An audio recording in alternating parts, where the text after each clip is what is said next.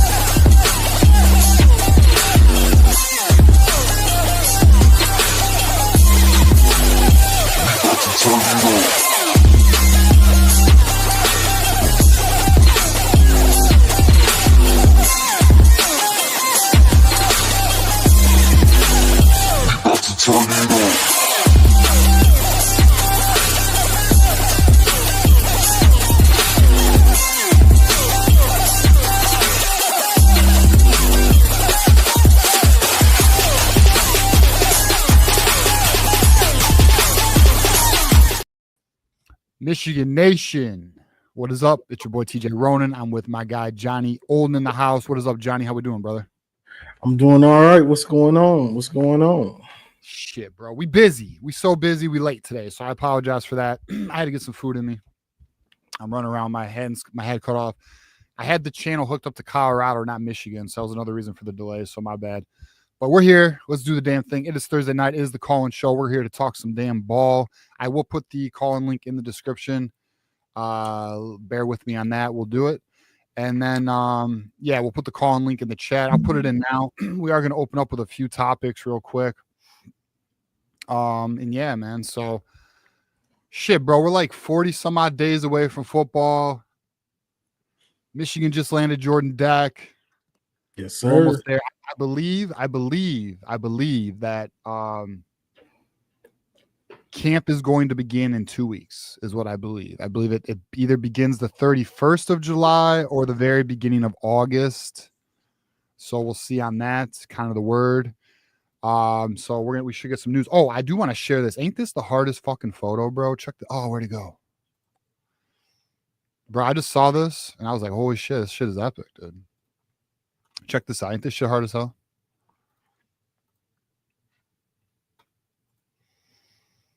That shit goes hard as fuck, don't it? That's recent, right? I don't know. I like it though. It looks hard. It looks hard as shit, bro. Yeah, all right, so Marmar's saying July 30th is the exact day. I heard it was like the end of July. So let's get it. First topic we'll talk about. It does appear that Michigan is making a move for linebackers. Anthony Davis being one. He's going to be committing, I believe, like August 2nd. And yeah, shout out to Aaron Burke. We appreciate you, man. Yeah, so it looks like Anthony Davis is going to be committing around August, early August. Let me confirm my dates if I can find it. And then Forkba, who I'm a big fan of. Johnny, have you seen Forkba's highlights yet? No. All right. I'm going to pull them up. I'm really in love with Forkba. I have fallen in love. Oh, of course. What the hell's going on with my keyboard, bro? I don't know what you got going on today, DJ. Some shit sometimes, man. I'm actually all over the place right now. I'm going to throw the call-in link in the chat if I have not done that already. All right, let's do this. Forkba.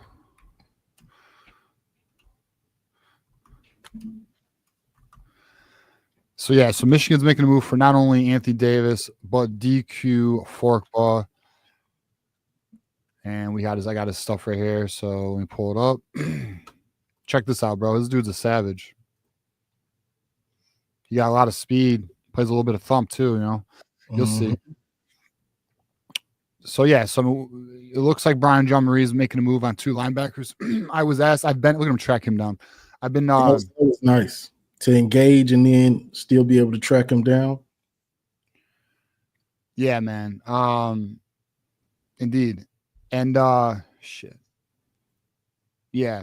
I like him. He's a big player, you know. And he plays downhill. And Steve, that ain't true because there are dudes I don't like. I say it all the time.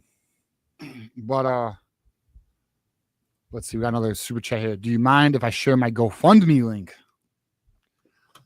I don't know if you can share your GoFundMe link, Aaron Burt, because I think you have to be a mod to share a GoFundMe link. I'm not positive. I don't think anyone can just share links like I mean, if you can, go for it, but don't spam it. And I don't know if you can, to be honest with you. I think you have to be a mod. So actually, if you want, DM me it on Twitter and I'll check it out and we'll go from there. But I appreciate the super chats. Appreciate you being a member, man. But anyways, so what's been on your mind, Johnny? Man, the season, besides the season, I was getting into it with your man, your boy, Garrison. Oh, God. Who does That's my guy, too, though. But I was getting into it with Garrison, speaking about the rivalry and who's got the best rivalry, the fiercest rivalry. Yeah, it's easy. Is this a question? Who it is? He's trying to say that the Iron Bowl. Shut the fuck up. No, fiercer than no, he doesn't. The game. No, he doesn't. That's what he said. No. Wait a minute.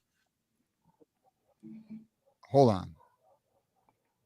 Garrison is telling you Auburn, Alabama is more fierce than Michigan, Ohio State. That's what he said. Don't make me lose all respect for somebody I actually like. What are you saying, bro? I've been going back and forth with Garrison for like 2 days.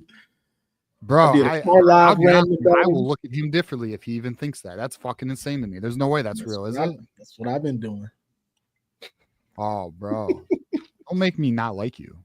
That's a quick way to make me lose respect, man. Like, that's just a stupid, like, even if you're an SEC fan, you say some dumb shit like that. I'm like, you can't be serious. Like, you really believe that?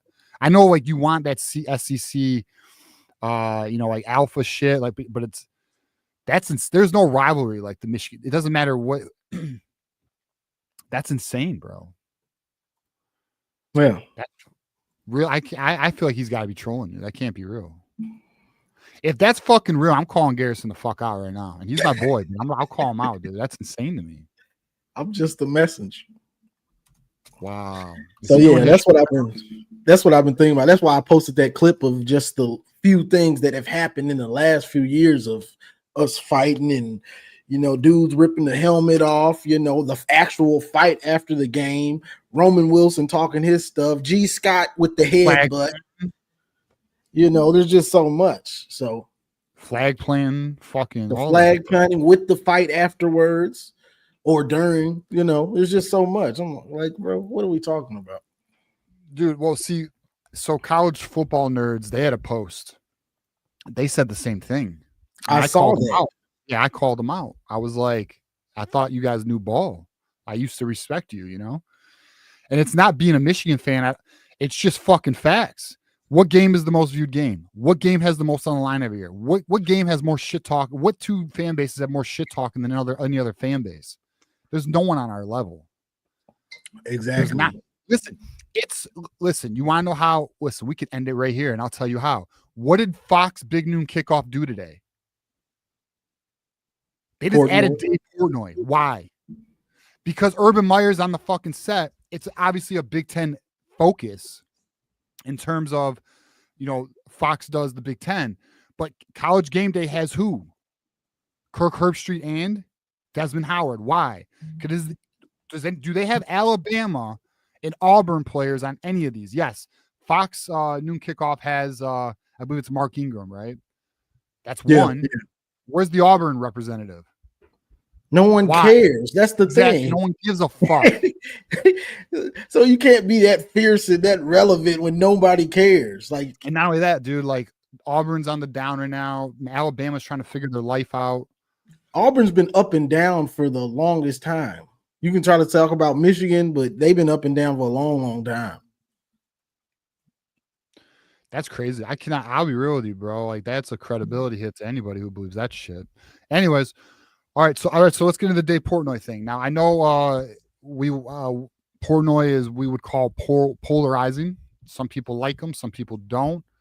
I mean, I was not a big fan of what Portnoy did to his employee, going off on him like he did like maybe a month or two ago.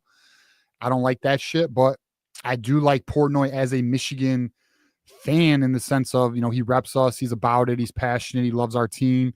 Obviously, he's all blue. So I love that. So like, listen, I don't love everything about Portnoy. I like a lot about what he's done, but there are definitely things I'm not the biggest fan of. But I think it's pretty dope that did anyone see his video? I want to play the video. So he put did you see the video he put out today? I saw that. That's hilarious. So like this is what I love, right? So I'm gonna share this. Hopefully we don't get a copyright.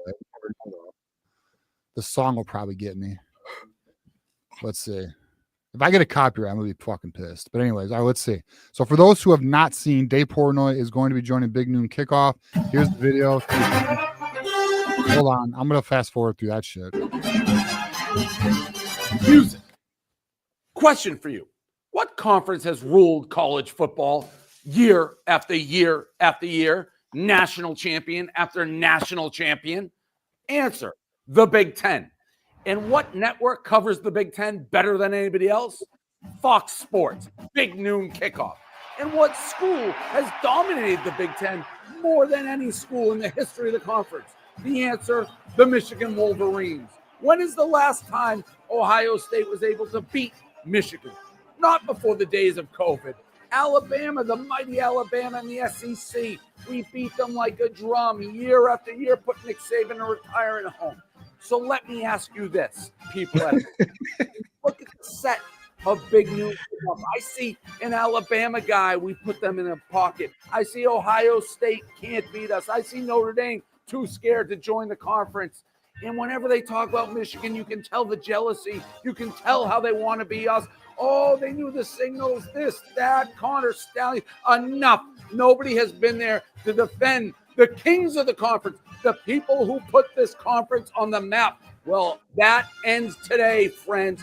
Barstool Sports, myself, we are joining Big Noon Kickoff. The days of kicking Michigan when we're not around is over. I will be there, so we beat on the field and we beat in the booth. Now, sure, Barstool has a lot of Big Ten people. It's not just me. Big Cat, Wisconsin, Safety School, Wisconsin, Iowa, no offense. School after school, Indiana, beautiful campus. Signetti put a cigarette out. We have all the schools covered, but only one school matters, and that's Michigan. We've ruled that conference with an iron fist for the past decade, and now it will continue in between the white lines and on the desk. So all you people out there who think you got the last word on Michigan, those days are over. Tune in, Columbus. Big Noon Kickoff. I'll be there with your dysfunctional little national champion. You can't beat us, and you know it. We'll see you soon. Music. Love it. Love it. I'm all in. All in, bro. I love that. I ain't gonna lie. Fucking that's gonna be tell me it's not gonna be sweet as hell to see him go at it with Urban Meyer. And then not only that, like when this is now it's in Ann Arbor this year, but when that shit's in Columbus or whatever, that's gonna be so fucking funny. Yeah, it's gonna be crazy. And that's what they're promoting. Not only the new, this is the new media. Right. The media has changed. This is the new media. YouTubers and guys with their own podcasts, but they have personality. That's the big thing. So you put him on there with them. Who knows what him and Urban and Mark Ingram, just imagine him and Mark Ingram. Who knows what they're going to be doing. So it's going to be wild to see him on there, but it's part of what makes the rivalry so great. It's number one. No matter how you look at it, you're going to see something that says Michigan, Ohio State is different and they run things.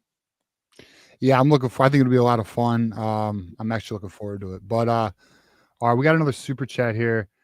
Aaron Burke says, "I sent it to your X account. I looked, bro, and I don't have any messages from you. So I don't know. I don't even have it in my message requests. No bullshit, not lying. The last message I have from somebody that's not a follower is from July 8th. So I don't know, bro. I really don't see it. And then I got messages from Moose and Garrison and Johnny, Keith Rebar, but nobody. I don't got yours, bro. Just keeping it honest with you. I don't know. I don't see it, my friend. I really don't. We got beat up here. Like the video, best damn show. Period. We always coming together, never not coming, never pause. Always coming, never not coming. Beat up. No homo. Actually, not allowed to say that no more, are you? No. Oh well. All right. So let's get to our first caller. My bad. I guess. Let's get to our first call. We got T on the line. What up, T? How we doing, bro? Hey, what up? Can y'all hear me? Yes, sir. Yes, sir. All right. First off, how y'all doing today? Hey, we're doing all right. Weekend's one day away, bro, and Facts. and no bullshit. I'm ready for it. That's Man, what's I up. might Yeah. not go to work tomorrow. I'm sleeping in tomorrow. Yeah, I'm off too. I get paid tomorrow too. It's rare you get a payday. Oh yeah, and we you all get off. paid tomorrow, bro. I get paid too. I'm excited. Yeah, so Yes, sir. definitely gonna be a good weekend. Yeah. Just I want to call in to follow up on I know I called in last week to kind of like give a season prediction, and I don't know, my audio was real choppy or weird, so I just had to sign out. But I don't know, man. I'm pretty bullish on this team, to be quite honest. I like honestly, it almost gets annoying hearing 9-3. It's reasonable given what we did last year, but it's also like when I think about what we did last year, I don't see how we aren't going to be considerably better, especially offensively. And then like one thing with Michigan fans that kind of frustrates me at times is like we almost talk about our players as if they don't get better in the offseason, or they don't get older, they don't get more mature. And it's like when we talk about the offensive line or the secondary or even the receivers, it's like we don't give that any of that to consideration. And that, I don't know, that doesn't really make sense to me because it's like these are like they're turning into men. And so like, and y'all know, like from 18 to 21, you grow a lot mentally, physically. And so I don't know, bro. I'm pretty bullish because I don't look at this team as any less talented than 2022 or 2021. And those teams went 11-1 and 12-0 respectively. And then I also don't look at the competition. Like if Penn State is the best the country has to offer this year, I don't see them as unbeatable for what we have to offer on our team. So just kind of like that's kind of just my perspective. I'm pretty bullish. I'm pretty much sold on 11-1 or 12-0. I just look at the Mhm. schedule and I'm just like, the only game I would be concerned with, truthfully, is Nebraska, because I think that's the only road environment we can't really dominate. We can't take over. And then I don't know if there's another road game in Wisconsin, but I just think we're better than Wisconsin. No, we're playing Wisconsin at home. And so, yeah, bro, I'm bullish on the season. I don't see where people get I know going off of last year, it's hard to imagine that level of improvement, but we literally just went through this 4 or 5 years ago. And so that's kind of just where I'm coming from. I appreciate y'all thoughts if y'all have anything to say. Oh, I mean, my thoughts are, I mean, yeah, I agree with you. The growth, that's why I love college football, because the growth that you see season to season as well as in season is like, for me, I enjoy that. I love seeing players take that next step or watch them literally develop into their roles. Like I just love that shit, man. That's why it was so fun to watch this defense last year really come together. These players, the corners, the linebackers. I really enjoyed. I'm excited for this season because I think a lot of guys are going to step up. I do think it's fair. Like, your point is, like we look at Penn State, could we challenge them? I mean, maybe, but like the biggest question mark, I'm going to be very real, is we have a youth factor here and an inexperience factor here. And until we see this offensive scheme in place with Bryce Underwood, who again is 17 until August, young kid, 230 pounds though. But so because of the unknowns, I'm not coming into it bullish. I'm just looking at it like, okay, I like the direction of the program. Let's see what the boys can do. Johnny, what's your thoughts? I got kind of the same take as you, TJ.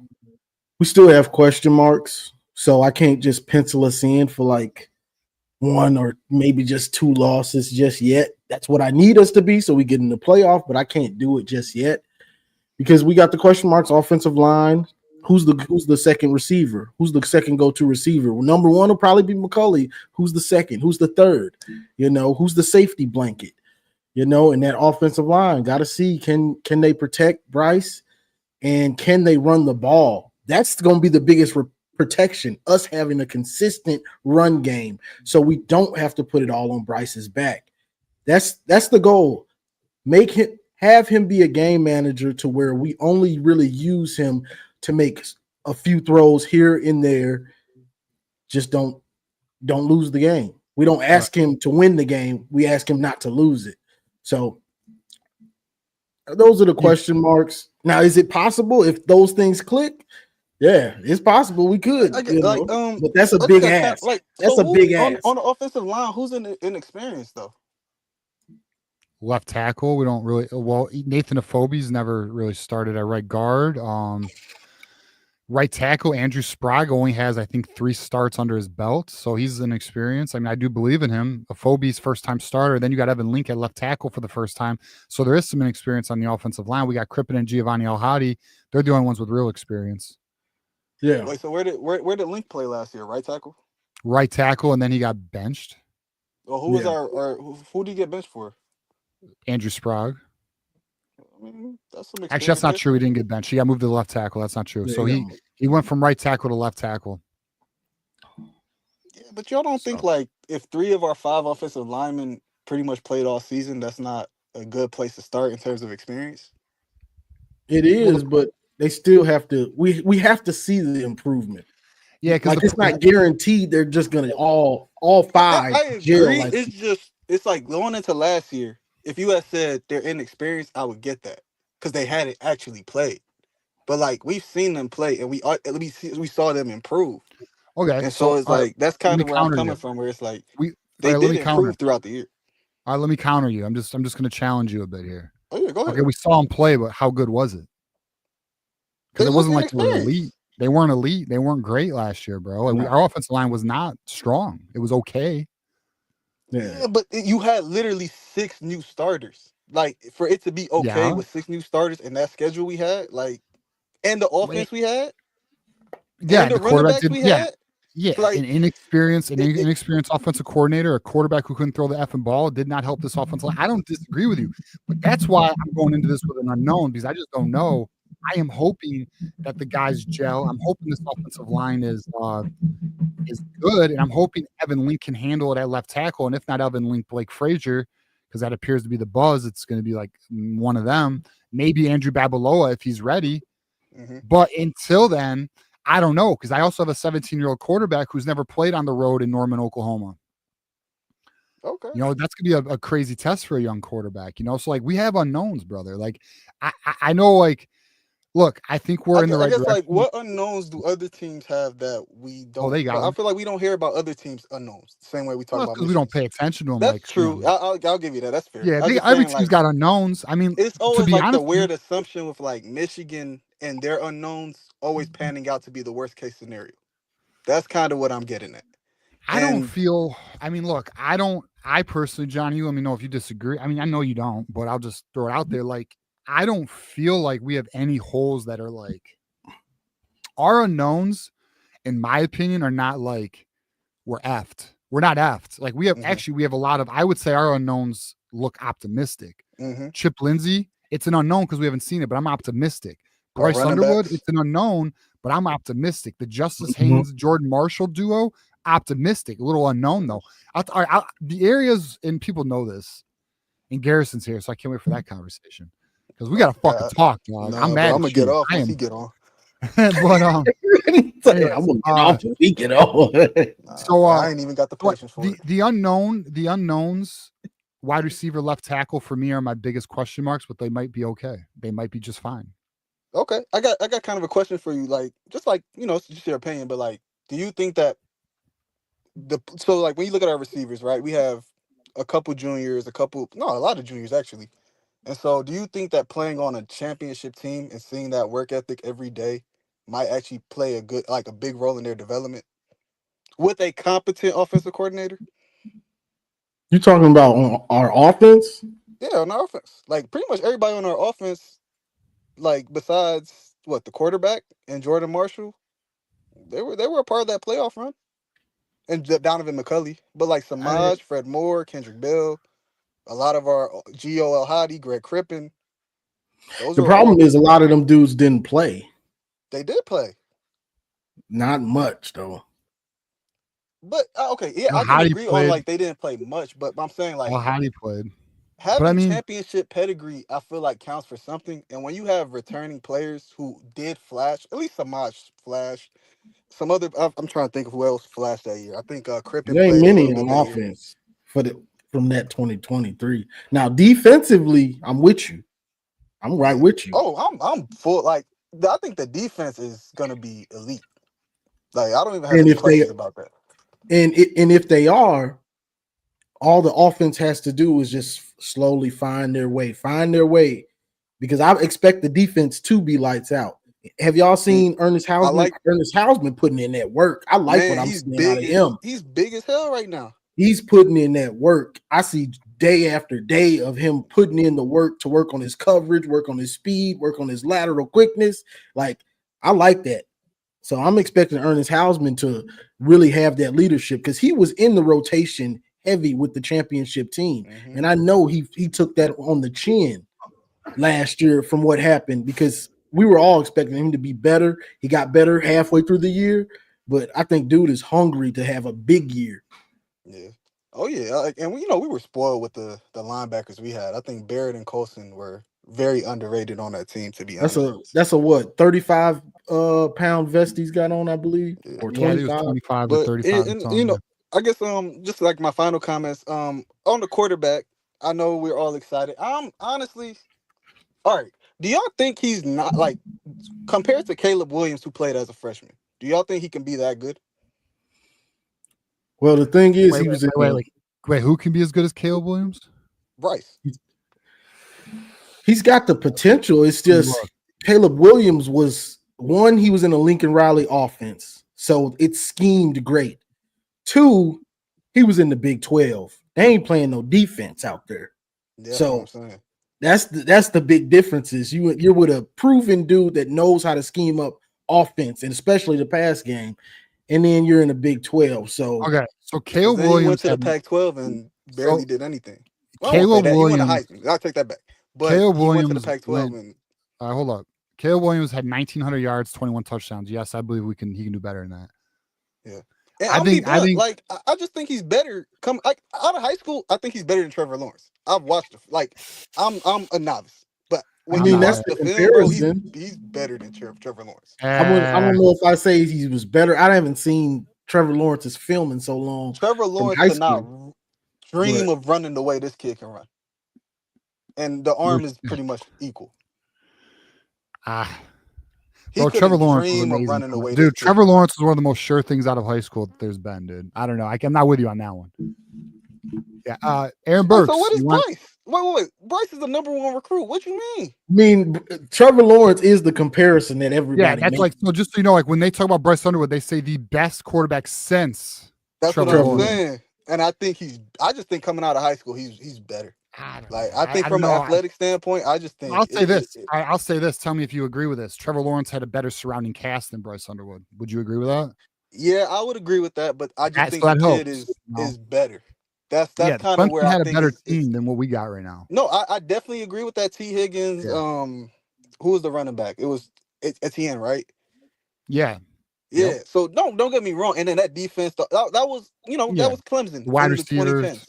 But I think the kid is just. I think all right. I'll say this. I think the equalizer will be his legs. Given the way we run the ball, I think the equalizer will be his legs in terms of what they could produce or his ability to kind of fill the gap on what we don't have from receivers. I don't think we've had a quarterback that can run like this since Denard.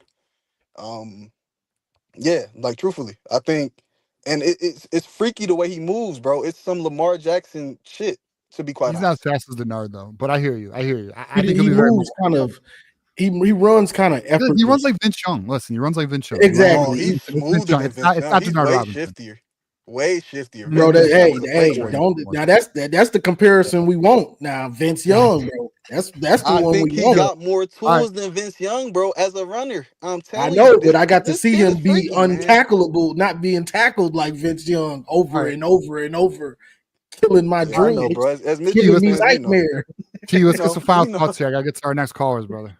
That dog on Vince Young had you waking up in your sleep from what he did to us. Final thoughts, T. Yeah, final thoughts. I'm bullish. I'm bullish, like the comment says. I'm not fucking with no 9-3 because I would be fucking mad. Excuse my language. I would be so mad. Oh, you know what, T? I'm not gonna lie, bro. You and Carlos just gave me my theme for tonight. I want every single caller. Is 9-3 good enough for you? Hell if not, Tell us why. Okay, that's fine. It's only good enough to me is if we get in the playoff, because we don't know how many teams will have 2 or 3 losses. We So would have to beat Ohio there's going to State be by a year 70 where you points. can get in with 9-3. Will it be this year? I don't know. Man, unless we beat Ohio State by 70 points, I'm not fucking with 9-3. I can't even do it. I can't do it another season, bro. We were out of the dance last year. It was I know. embarrassing. So I'm going with All right. 11-1. So, all right, T, we're gonna let you go. Appreciate you calling in. We'll talk to you next week. All right, buddy. Yeah, you done got he went in the portal. Yeah. All right. So, our boy Carlos was like, "Oh, you guys would be pissed if we went 9-3."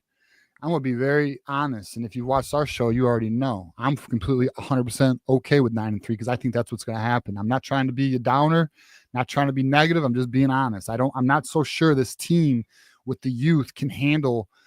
Like, is it possible we get 10? It's possible. I mean, I'm not saying it's not, but I'm just feeling like, considering everything involved with the unknowns, I'm at 9-3 right now. I could be wrong. Maybe 11.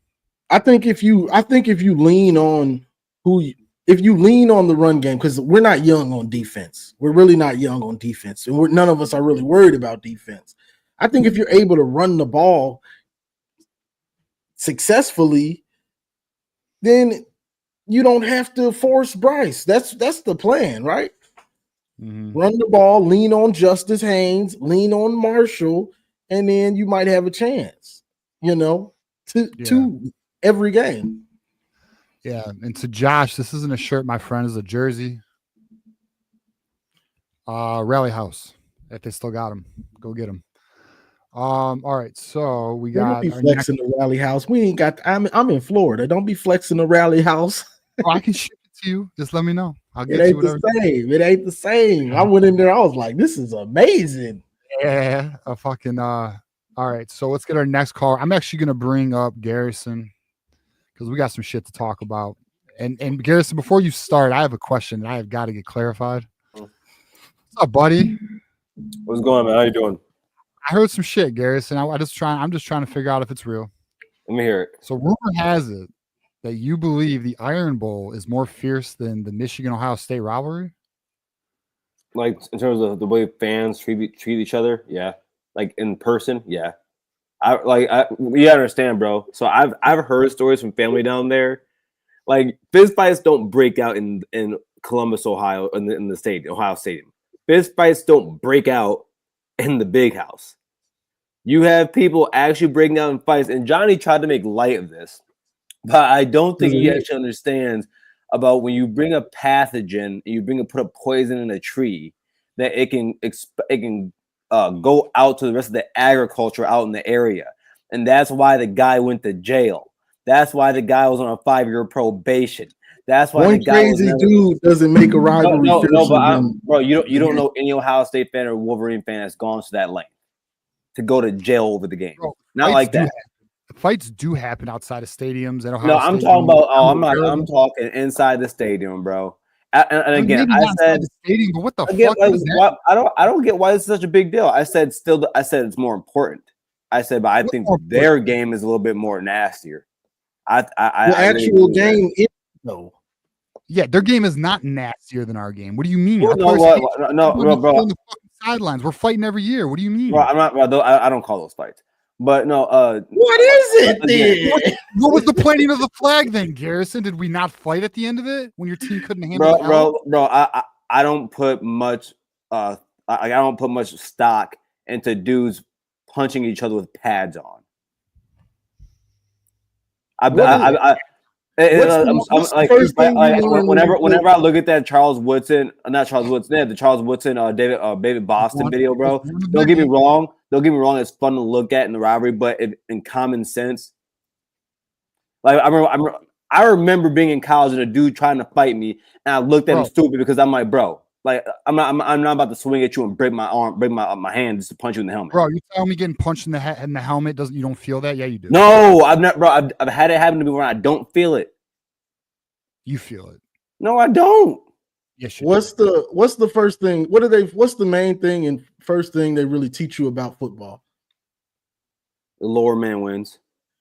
Discipline. That's one of the biggest things, and the fact that you have football players that are so nasty about the game that they forget everything that their coaches taught them, and now they're fighting out there. Alabama and Auburn have been in fights before. G. Scott headbutting a guy on the sideline. Every rivalry has had fights. Yale and Harvard have had fights on the field. There is no fierce rivalry than Michigan. All right, bro. That's fine. That is your opinion. I'm talking about something where I can actually talk to family members who are in that rivalry, and I hear the way, like, bro, like. I'm sorry, bro. But the greater Wolverine fan base is softer. They're not YouTube. It's a bro. I've been in that stadium, bro. I've talked my shit in that stadium, and no one does anything. Where people know, and I'm willing to tell you this: Ohio State fans are a different breed. Our fans are not the same, bro. They're not built the same. You go into Ohio Stadium talking that ish, you could get messed up. You do that in the big house, bro. You will walk out dandy. There is a lot of fans like Johnny and I, but I don't disagree. There's a portion of softness in this fan base. There's definitely. I wouldn't even call it softness, bro. They're just bourgeoisie, and they don't. I don't know how to say it. That's not all of them. No, it's the There's majority. Of fans who are not. Speaking of, you know. You yourself being a Connor Stalions lover, when I thank God I was really happy it went viral. It was a great video of Rich Eisen, and usually you guys say, well, you guys are. I'm sorry, Connor. What would you say? I can't even hear you now. You're muted. You know? No, you're muted. I'm sorry. Say it again. Okay, you were muted. Yeah. Oh, Connor okay. But when you see that, because I got to remind some of you, if you did not play football at the University of Michigan, if you did not graduate from the University of Michigan, you are not a Michigan man. And I think that some people in your families had to be reminded of that. So it's really refreshing to see an actual Wolverine man like John Jansen play football, All-American, and guys like Rich Eisen, who graduated, talk about Connor Stalions in the way he should be talked about. Because a program such of your nature, and the same for Ohio State, the same for Alabama, should be embarrassed to have a weirdo like him. Because what you can't tell me is that when you read that response, when he crashed out a few days ago, when you read that response, tell me that wasn't some of the most pompous bullshit you've ever read. I liked it. I don't follow this Connor stuff like bro. No, Johnny, I need to read Johnny. So this is essentially what he said. Essentially, what he said was that he said that cheating, that sign stealing has no bearing on the game. He said that. He legit said that, while at the same time saying about Sonny Dykes from TCU. He said, "You didn't outsmart me. You didn't beat me." He says, bro. So at the same time, while you're saying it bears no weight, at the same breath, you're saying, yeah, but I'm the reason, like, you didn't outsmart me. Like, my sign stealing still works. And then he essentially said we lost because the players sucked. That's essentially what he said. No, he said the players the next year, they weren't tackling. No, call it, bro. Like, come on now. I mean, it's Connor. He's going to say what he says. At this point, who cares? No, it's not Michigan that, bro. Man stuff. I've never really heard anybody that's not a Michigan man claim to call them. Yes, you have. Oh, I have. TJ, have you? I'm heard what specifically? I was looking for the kind of science. Someone that's not a Michigan man. Have you ever heard a Michigan man? Have you ever heard just a normal Michigan fan call himself a Michigan man? I haven't. I mean, TJ. No, you gotta remember. I'm born and raised in this state. I'm not some your average Ohio State fan. Michigan man, bro. I'm not saying that. I'm saying I'm not your average Ohio State fan. I lived around this bullshit. I know what you guys do. And you, TJ, maybe you haven't, Johnny, but I know for a fact that TJ has seen non-Michigan graduates or non-Michigan football players, simply fans, call themselves Michigan men. You are not Michigan men. I mean, really, the only place you hear it's on like broadcast stuff or the coaches say it. I mean, you don't really hear it otherwise, dude. Have you, Johnny? I don't know. Not Johnny. TJ, I'm asking you an honest question. I swear Have I you would know. ever heard a simple Michigan fan call himself a Michigan man? Not in person. In person, bro. I don't know. Wait. Not in person, but anywhere, any other time? Have you? Have on your own broadcast in the chat? Have you ever seen that? I don't know. I've never seen anyone. I'm a Michigan. Oh, man. TJ, you're caping right now. No, bro, I don't bullshit. If I have seen that, I would call it. But let me just ask you this: what is wrong with someone there? Hold on, what is wrong with someone saying they are a Michigan man? I don't Because they're understand. not. What do you mean? By definition, they're not. Michigan man's a mentality. What do you mean? No, it's not. No, actually, there's an actual thing for it. Actually, like you're people that are graduates, like that uphold the standards of Michigan, that are graduates, play football. Those are actual things. No, look it up, dude. Look it up. Look it up. Bro. No, it is. Look it up. No, bro. Okay, so now I have to do it for you. University, you don't even have to go to the university. Now I have to do it for you. It's okay. I get it, bro. Like we disagree 100% here because there are many people within that program who did not play football who consider themselves Michigan men. Like who? No, bro. I'm not saying they had to play football. No, TJ. I didn't say they had to play football. You said they had to play football. Did you No, not I didn't. No, I didn't. Okay, so did you not say play football? No, I said they graduated or played football. That's why I mentioned Rich Eisen. He's a Michigan man. Look at David Elliott Miller in the chat. Hey, stop.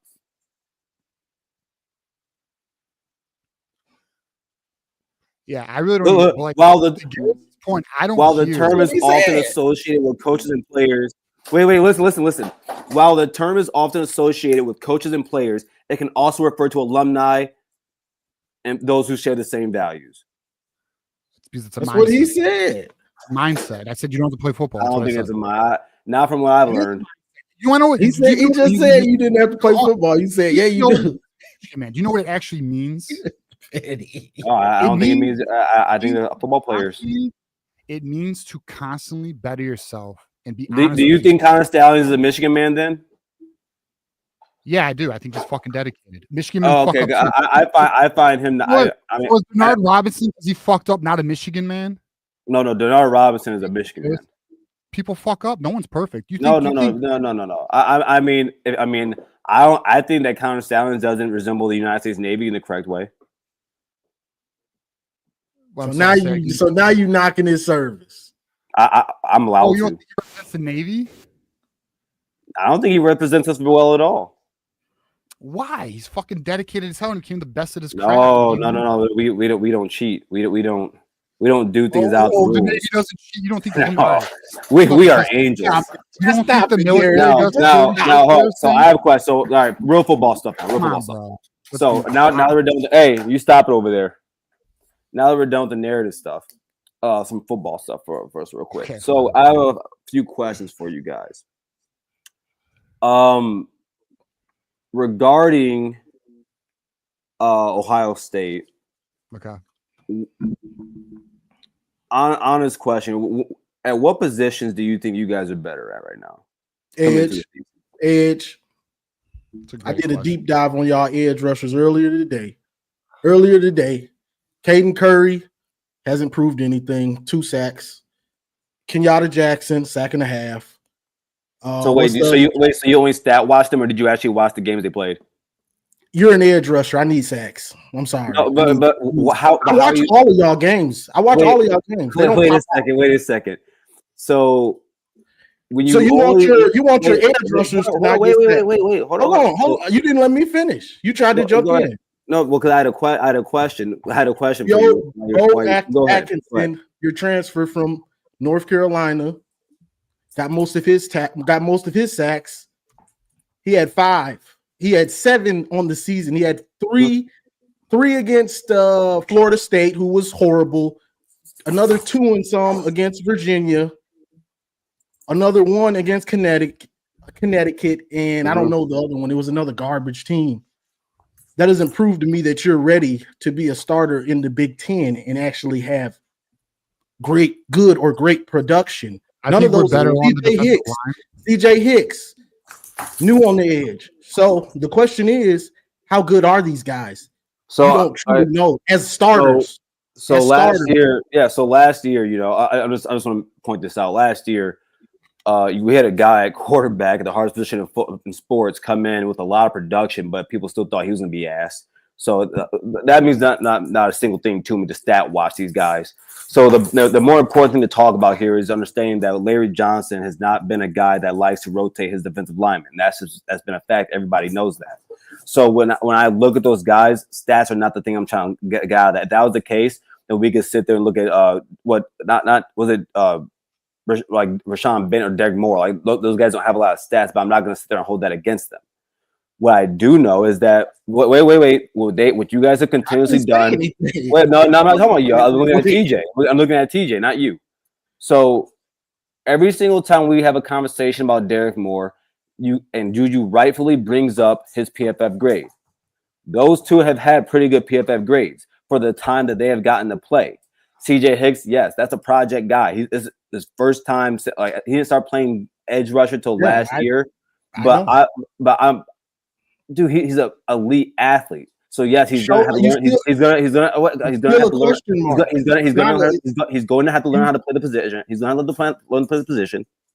And then when you have guys like Bo Atkinson, yes, like most of his stats, like his sacks specifically, came in a single game. I'm not gonna like that. That's the truth. But then what I decided to do was actually do homework and go back and watch full North Carolina games. And in those games, he was still playing very well. He's really good in his in fitting the run gaps, which I'm really happy about. So Kenyatta Jackson. So, dude, no, I watched his NC State, and I watched the Clemson game. So what I'm saying is that, like, yeah, a lot of these guys are new. That's the same thing for the Michigan defensive end room. Most of your defensive ends are redshirt freshmen and true freshmen who have not proven anything else either. TJ, am I lying when I say that? No, I'm not. I'm not. I'm telling you. Moore has proven. No, I'm not. No, I said it's most of your defensive end room. Redshirt freshmen and freshmen. Yeah, I agree with that. Yeah, we got a lot of improving talent. And that's Derek Moore started all last year. TJ Guy started the last couple games. Well, and that's another guy. Like I don't know that TJ Guy is better than Kenyatta Jackson Jr. I don't know that. I don't know if none of your guys are better than any of them. That's why I don't know. If you ask me honestly today, I would say our defensive end group is a push. You want to go? I guess it's a push. Here's where I'm at, though. I think defensive line, linebacker, quarterback were better than you. Quarterback. Yeah, I think. How can you say that definitively? How the fuck can you say Sayan's better definitively? I don't know that. That's why I'm not saying it. Okay. All right, that's fair. I can, if you want to put it as a push, that's fine. I just think Underwood's a better player. That's all. Now, don't get me wrong, though. I think your offensive scheme is better for the quarterback, but I think Underwood's a better player. That's what I meant by that. Again, unproven though. Like he's got to prove it. Like again, are you saying? Is your question what positions are provably better? It's hard to say because there's so much. I would say which positions do you think right now you could prove right now are better? I would maybe say corner's close, but I know you got some dogs. I like. There's no way yours is corner. It's edge. Corners locked down, dude. That's what it is. Our corners fucking locked it down last year, dude. And Lavert Hill. Fucking why am I drawing a blank on our corners? You have even Sam Webb has said that your cornerback room is a worry. No. I'm talking about our starting corners, and I don't care what Sam Webb says. I like. But how many corners do you guys like? Ohio State, we play 3 to 4 corners at a time. Like we rotate.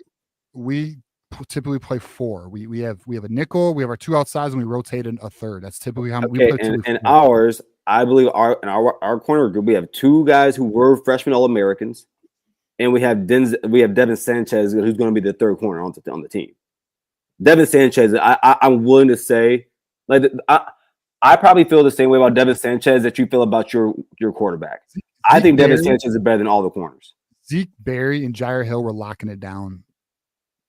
So I'm very confident. I think that has more to do with the scheme and the defensive line. Well, okay, so I agree that I don't disagree that the scheme assists with that in the defensive line. I 100% agree with that. Just as I agree that your quarterback will probably produce a little better than our quarterback because of the scheme. But all right, I gotta keep moving Yeah. because we're at the 50-minute mark and we're at 61. But all right, we disagree on the rivalry shit. I can't believe you feel that way, but it is what it is. No, I said it's more important. What's more important? I said the game is more important. Like why? Who cares if it's nasty or not? I said it's more important. You're insane. If you, I can't even believe you. You think it's nastier than I don't think you two are like. I don't know. Like, do you know any Michigan fans are willing to go to jail over Michigan? I'm not willing to go to jail over Ohio State. Bro, when people drink, people are willing to do a lot of stupid shit. I don't know. I'm sure there's plenty of people that's done went to jail over Michigan. Yeah, over this shit. Well, plant the flag in Columbus next year. You'll go to real easy. All right. Yeah, I'm sure they will. I'm sure they will. All right. See. Fucking Garrison. All right, that was for Ohio State fans. Y'all heard what he said. He don't even take the rivalry serious. Yeah, he like the Iron Bowl. B-Dub, $20 hitter here. Respectfully move. Please move on. I want Michigan football. We'll get you some Michigan football. We got some more Detective Loki, the 12 years. Full year, buddy. Thank you, Detective Loki. Appreciate you. Blue Wolverine with the $50 call termination threat on this show, too. Anyways, just so you know, that went fucking viral. I got DM that he's actually here. No, he was here. He's gone. The individual that you put that $50 on, Blue Wolverine, he was here. Yeah. All right. So we are now down to 61. We have 9 minutes. I have a shitload of callers. We're gonna do 3-minute calls. I apologize. Garrison took a lot of time. That's a shame. I'm sorry. All right. Hey, but you know what? If we get that 100, we'll go another hour. All right. So we're gonna go 3-minute calls. Bear with me. In Kinetic, by the way, I didn't get your DM. Oh, yes, I did. All right. So Gronk says the term Michigan man is a cultural concept tied to University of Michigan, often associated with qualities like integrity, leadership, loyalty to the institution, particularly in the context of its athletic programs. Historically, it's been used to describe individuals, usually men, who embody the values and traditions of the university, especially in football, as popularized by figures like Fielding H. Yost in the early 20th century. Strictly speaking, no official rule mandates that someone must graduate from the University of Michigan to be called a Michigan man. However, the term is most commonly applied to those with strong connection to the university, such as alumni, athletes, coaches, or staff who have significantly contributed to its legacy. For example, a student who attended but did not graduate, or even a coach who never attended but deeply upholds Michigan's values, like Bo Schembechler, who graduated from Ohio State but became a quintessential Michigan man, might still be considered one by the motherfucker, he still is. That said, some fans and alumni are stricter, arguing that only graduates or those with formal tie, like playing for the team, could use the term. On platforms like X, you'll see debates where purists emphasize graduation or deep institutional involvement, while others are more inclusive, focusing on spirit and allegiance. Ultimately, it is a subjective label shaped by tradition and personal interpretation. Graduation helps, but it's not an absolute requirement if the community recognizes the embodiment of the Michigan values. That's how I've always been told. I've even had people who've graduated and they feel the same way. I've had this conversation, although I will say I've never been in personal conversations where, I'm a Michigan man. Like, I've never had that happen either. But at the end of the day, who gives a shit? Hold on real quick, TJ. Garrison just said he watched Bo Atkinson play Clemson. They didn't play Clemson last year, and when they did play him, he had one tackle.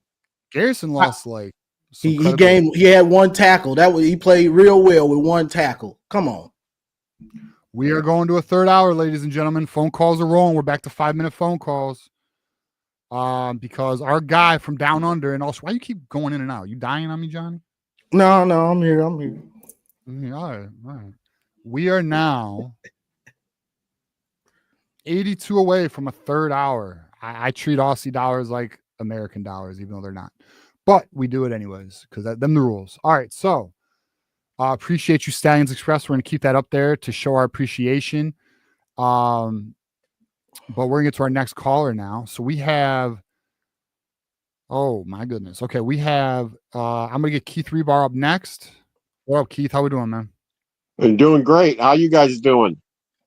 Fantastic. We're going 2 hours. Yeah, that was awesome. Yeah. It was awesome. Thank you. Yeah. Thank you, Stallions Express. Hey, guess what, Stallions Express? He's one of us, just like Connor Stalions. Thank you. For anyone hating on Connor Stalions, lighten the fuck up. Okay, relax. He's all right. He's an all right guy. He just fucked up. We all fuck up. Shit happens. Anyways, Connor said two things. We lost because of poor tackling and something else. that's right. 2 pick sixes. That's all he said. He didn't say we played poorly. He just said poor tackling and 2 pick sixes. But but hold on. Even if he did say we played poorly, we did. Yeah, we did. We played poorly. We missed a ton of tackles, especially DJ Turner. JJ did throw 2 interceptions. We didn't run the ball well after that first long run. Yeah. Edwards. Yeah, and even Mike Morris, after the game, about a month after the game, he said, he was in an interview and he said, our defense, we on the defense lost that game. He says, we didn't stop them hardly at all. They were running at will and throwing a will against our defense, and we let the team down. Our defense did. What's the quarterback? What was the quarterback for TCU? Max Duggan. Max Duggan. He was killing us on third down, just backpedaling, then hit a little crosser and nobody there. Yeah. And then JJ would get us back. Fumble at the goal line killed us. Yeah, that was JJ get us back to 10 or 11 points down, and the defense would let them go and respond and go all the way down for another 6. Every time we scored, they responded with the touchdown. It was sad defense that day. Yeah, I think we got it down to 7 or 6, and then DJ Turner missed that tackle, and it was like, oh my God. Yeah. Anyways, well, let's move on to brighter days. We won a natty, boys. And Bryce Underwood's here, and Jordan Deck just committed, so shout out to that. What else you got for us, Keith? JD said JD Piquel said, and I only heard this third hand because I heard somebody relaying it that they heard JD say it. But he said last year Michigan ran their offense with a pocket knife, describing our quarterback room. He said, and we traded it in this year for a samurai sword. Yep. Yeah, I watched that. He did say that. Yeah. So listen, I listen, my hope is a top 60 offense, and the only reason why I'm at 60 is just the inexperience. But I think we have a lot of potential to be a pretty effective offense. And look, I mean, we have the quarterback, we have an experienced offensive coordinator, we have an offensive line we hope gels this year. We have 2 monsters in the backfield. Tight end's a question mark.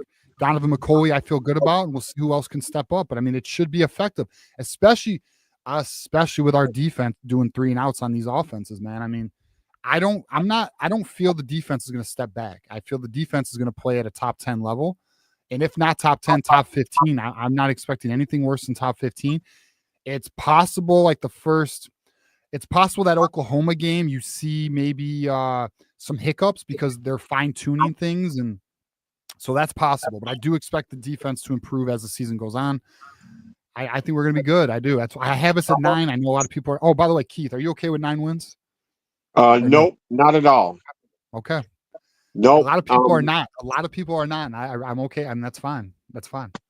Yeah, just got to think of it this way: is that it took most of the season for Michigan to get accustomed to Martindale, but more important, it took that long for Martindale to get used to college football defensive players.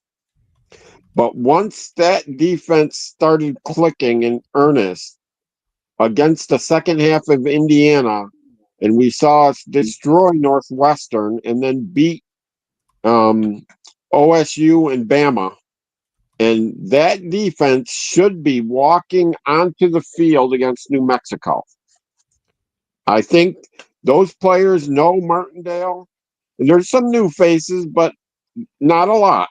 There's only going to be a few new defense faces in that defense, but Most of that defense knows Martindale, and more importantly, Martindale knows them. So I expect good results. If we lose more than 2 games, it'll be a major disappointment.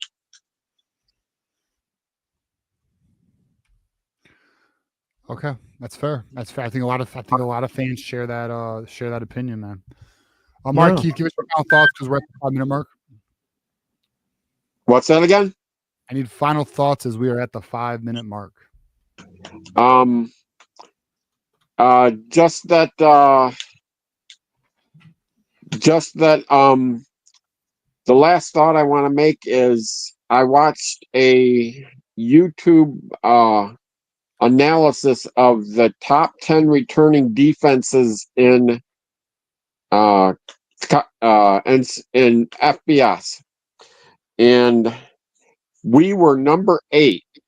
And of course, the highlight of our defense is our rush lane discipline, where we collapse on the quarterback and we just smother everybody in the backfield. Even if a running back is late getting out of the backfield, he runs into that smothering, that rush. And there was only one other school that was as good as we were on that one, and that was Oklahoma. So that second game, Oklahoma, I've never felt good about, and I still don't, because it looks like Oklahoma's got a good defensive coordinator as we do. Yeah, it's gonna be a tough game. No, they don't. They don't have as good of they have a good coordinator, but Wink's better, dude. Come on. Wink's the 5th highest paid defensive coordinator in football, man. I don't see how they have Texas Tech on that list of projected top 10 defenses. Oh, I don't know. Where'd you see that? On Twitter, I think it was from PFF. Projected top 10 defenses. I did not see that. Did you see that, Keith? Yeah, that's the one I think I saw, the PFF one. Yes. Yeah. If you guys go to my Twitter, I put up a poll that we're doing live on the show. I'm very interested to get people's thoughts on this. My poll is, how many wins are acceptable for Michigan football in 2025? Polls are open. Let me know, and we'll update it throughout the show. Very curious to see what everyone thinks, although I kind of know it's gonna be 10 or more pretty much. All right, so Keith, we got to get to our next caller, but appreciate you calling in, man. Okay, go blue. Go blue, Keith. Blue. All right, let's get our man Jackson Johnson. He's not in Michigan football, but we do love him. Jackson, you may be able to help us with this rivalry debate, but how you doing, man? I'm doing all right. How you gentlemen doing tonight, man? Doing good, man. Oh, that Portnoy stream where he was calling his co-host a ball fuck, that was on the Unnamed Show, episode 61 on June 4th. I should know because it's all the political shows talked about a day later on my YouTube feed. Fucking Jackson. Of course you know. Yeah, that's the one thing that's one of a couple things I do not like about Portnoy. I don't think you should talk to people like that. Yeah, I hope he apologizes. Especially publicly. You don't do that fucking shit, bro. Exactly. Other than that, there's a lot of things I do like about Portnoy, but there's a few things like that I don't like. Yeah, like the One Bite Pizza reviews, they're pretty cool. It's fun. Oh yeah, they're pretty fun. But yeah, I kept thinking about like Big Noon Kickoff, about how he's going to be on there this season. It's going to be interesting. Some say there's going to be like interesting debates between Urban Meyer and Portnoy. What do you guys think? Do you think it's going to get heated between those two? I don't know. I think so. Because he trolls. He does troll, but part of me feels, I bet you all right, here's my assumption. I think Portnoy will show respect to Urban Meyer, but I do think Portnoy is going to definitely take some shots. He's going to, and by the way, Fox is betting on some form of conflict and rubbing of elbows. And I'm going to say this too. If you guys were worried, like for the Buckeyes watching, you want any more evidence that the cable networks are on Michigan's side?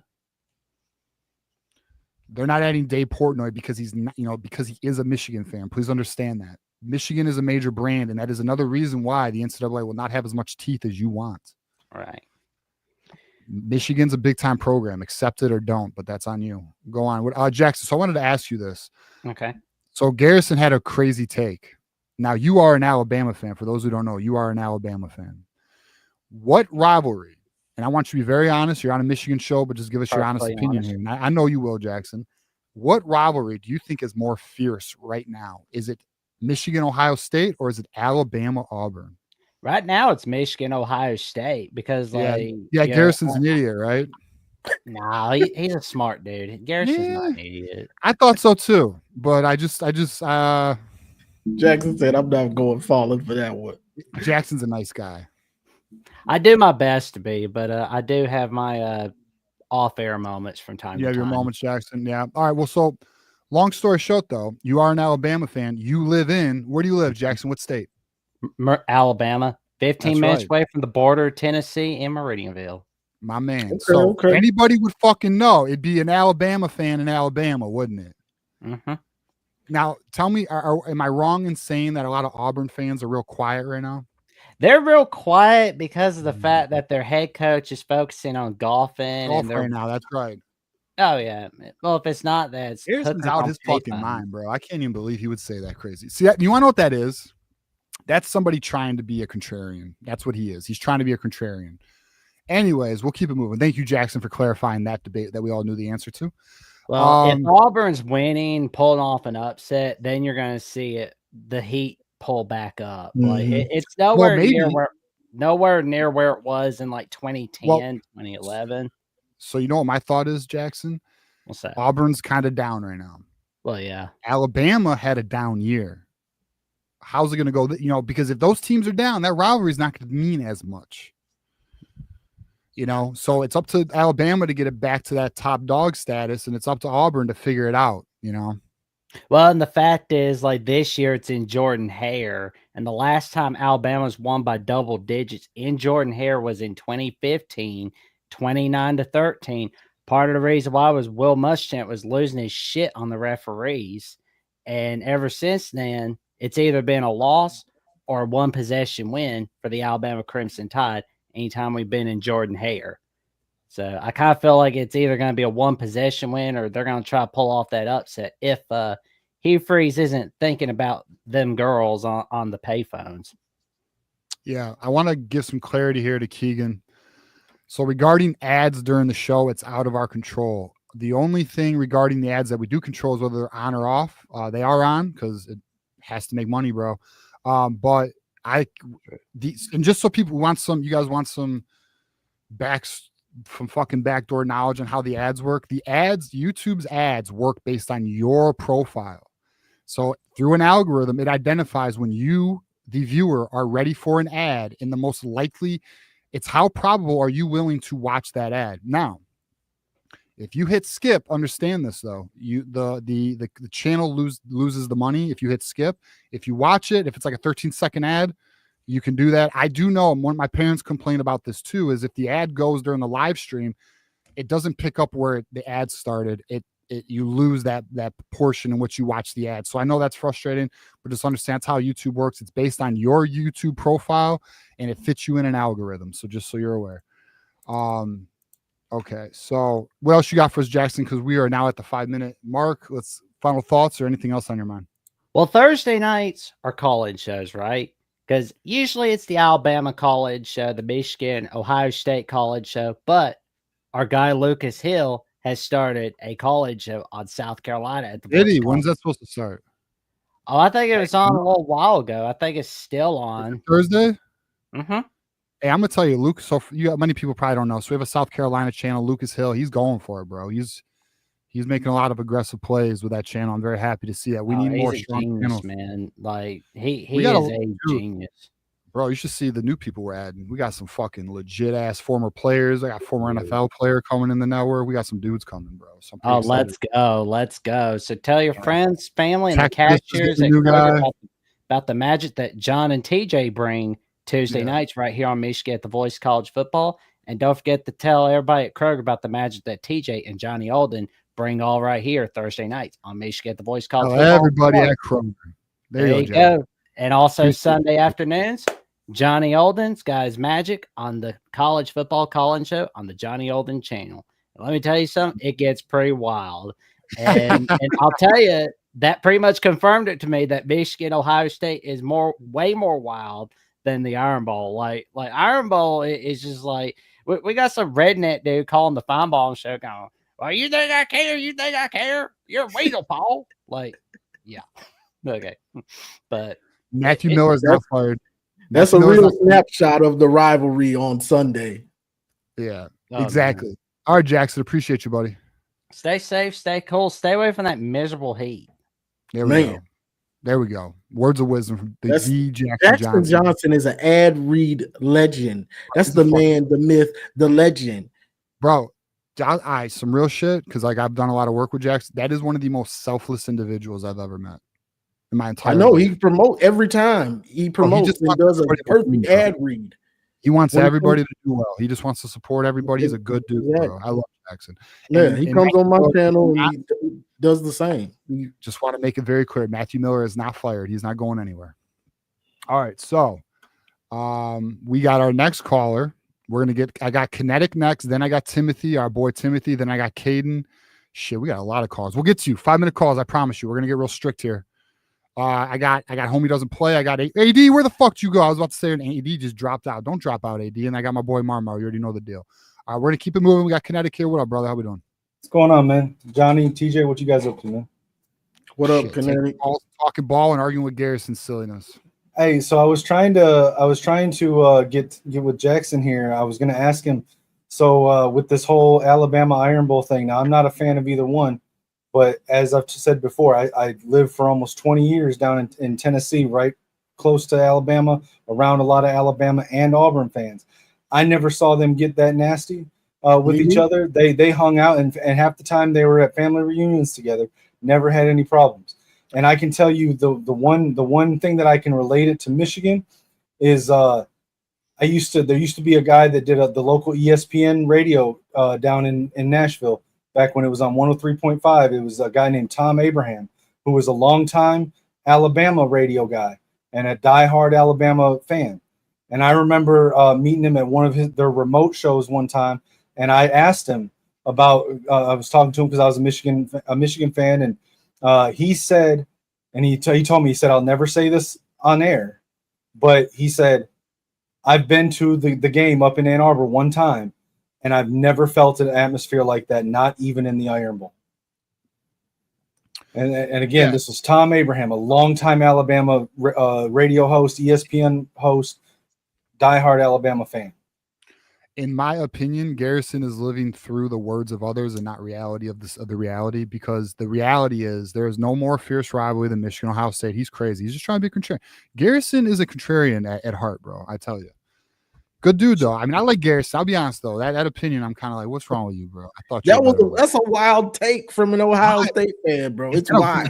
You know what he is? He just wants to look down on the rivalry. He just wants to look down on it, just like he looks down on Michigan, bro. It's like, how you gonna look down on the rivalry that you're a part of? It's ridiculous. Well, because they're trying to downplay it, that it doesn't mean anything since they can't beat us. What it is, because they haven't been winning, bro. You're probably it's like some subconscious fucking protective shit, dude. Yeah, I went on I had a therapist, Garrison. You got to get them demons out, bro. It's turning. I had a car live the other day that was about an hour talking all about that. But yeah, man, I just came on to say what's up and see what you guys are up to, man. But what do you like? How you feeling with the Jordan deck flip? Dude, I was so, bro. I mean, like, you know. When he flipped to Baylor, I'm not gonna lie, it fucking bothered me. Like sometimes, like, listen, I love I'm really into recruiting. I love it, as most know. But like, in a lot of times, like with for example, the Calvin Russell thing, like I'll be honest, that didn't bother me as much, even though I felt it was dirty how it went down. Yeah. But like Jordan Deck, because he was such a lean, and I was pretty sure he was gonna join the class, and I just really he's.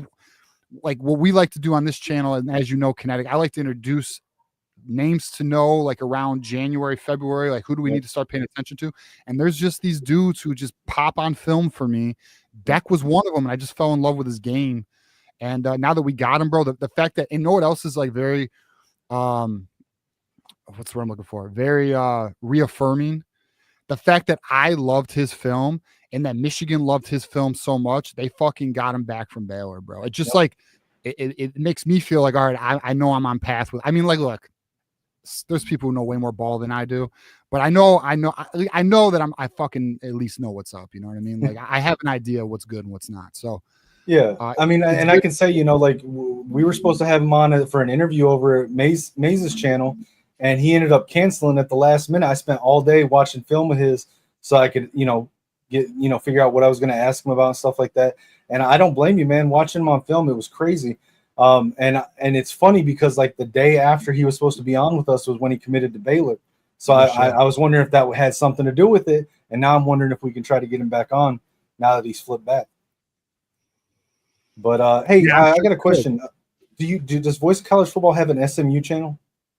No, we do, but it's not filled. No, why? Do you got a guy? No. I did a recording for a show with Really Flawed Football last night, where she's interviewing someone from her top 25 colleges, and she asked me if I knew someone for SMU, and I said I'd ask. I don't. Nope, SMU we do not have filled yet. If anyone in the chat knows somebody that's associated with SMU, does a show, or even is just a diehard How'd you fan, like doing that with her? How'd you like doing that with her? Was it fun? Oh, yeah, she was awesome. She's absolutely. I recommend her channel. Go check her out. Really Flawed Football on YouTube. Great interview. She's really good at what she does.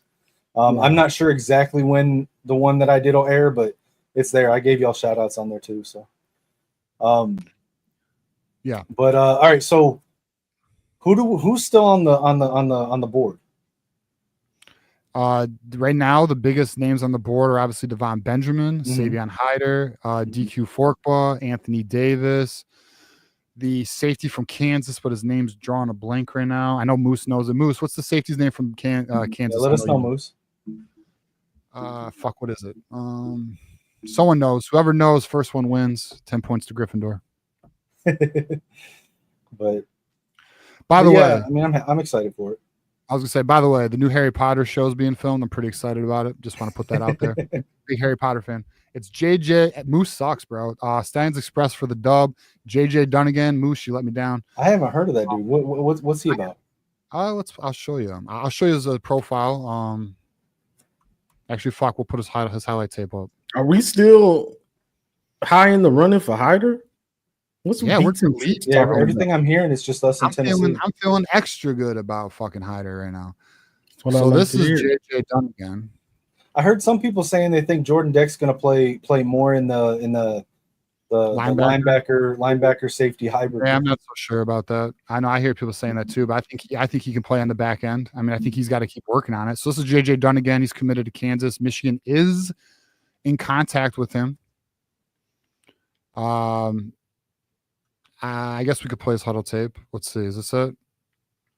Does he have good tape? Have you watched it before? I have not actually watched his huddle yet. So we'll take a look here. Let me see what's up with this. Okay. I mean, where's he committed to now? Perfect for Michigan against Ohio State's soft ass. Right. Where is he committed to right now? Rivalry not the most fierce. So he's good. All right, he's gonna return this. I'm trying to stick on defense, dog. You see all these players trying to be Travis Hunter all of a sudden? Oh, that was nice. Yeah, I know. Hey, look at my guy CJ Mike's comment. TJ, look at my guy CJ Mike's comment.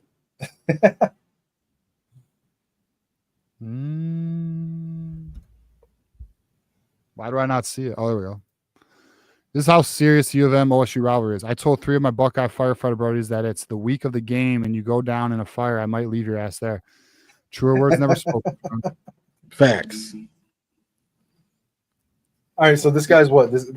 Where would this guy play in Wink's defense? He's on the opposite side of Jordan Deck.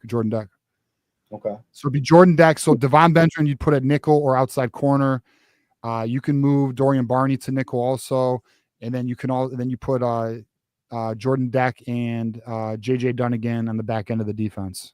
So are we putting Dorian at nickel corner, not safety? Yeah, Dorian's a corner. It's possible he could play nickel, but he has the ability to play nickel. Okay.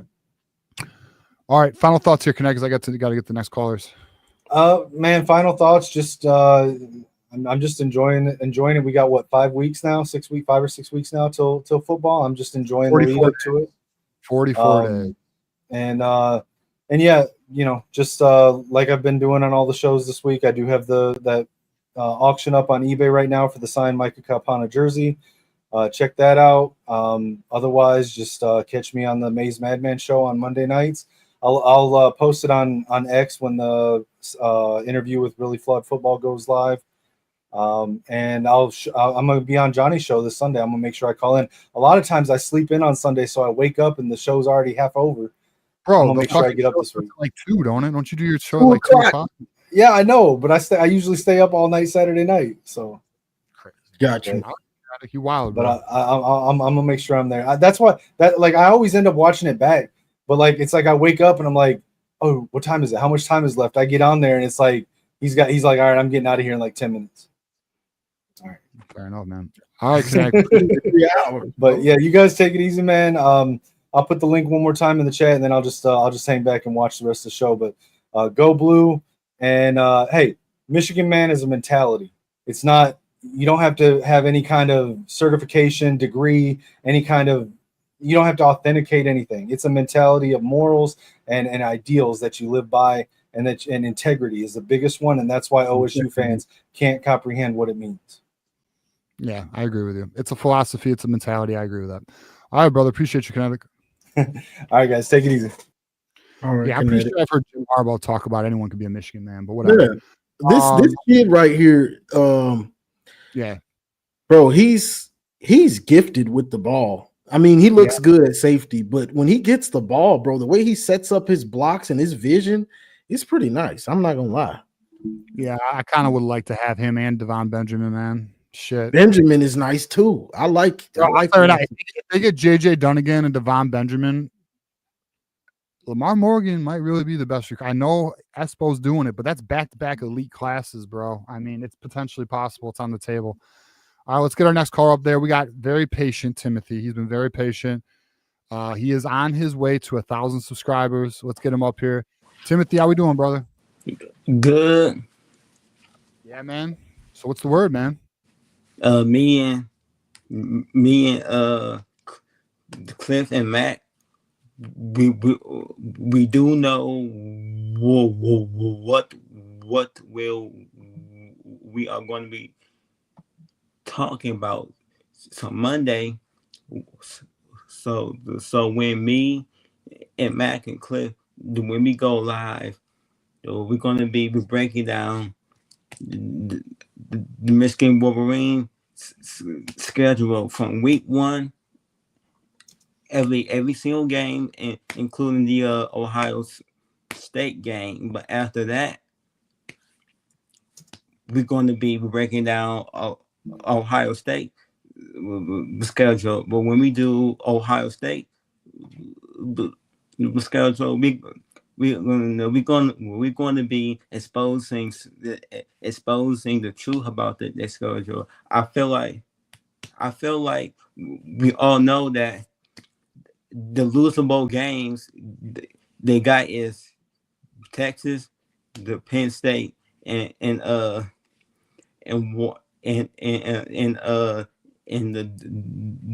Wolverine.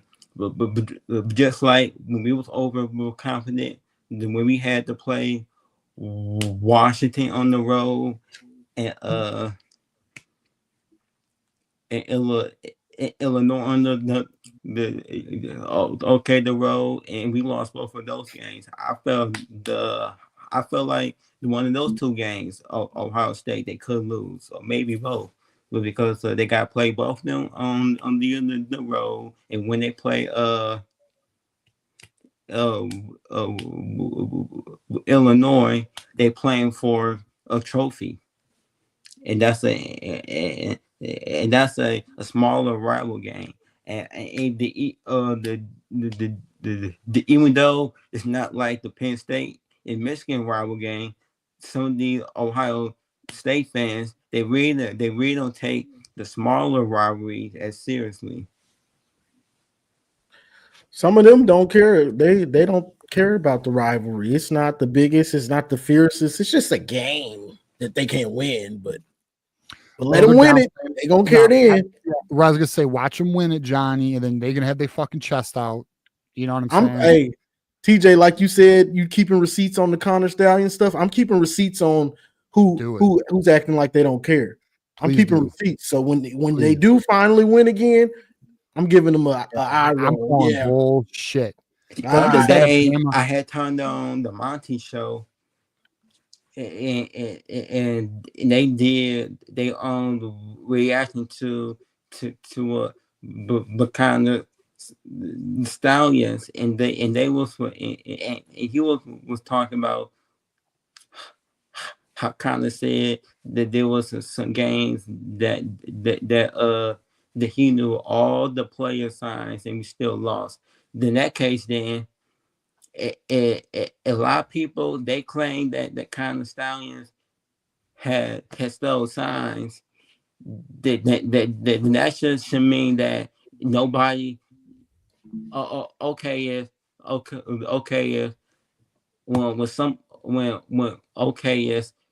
since they think that kind of Stallion he stole signs, okay, then why did they score then?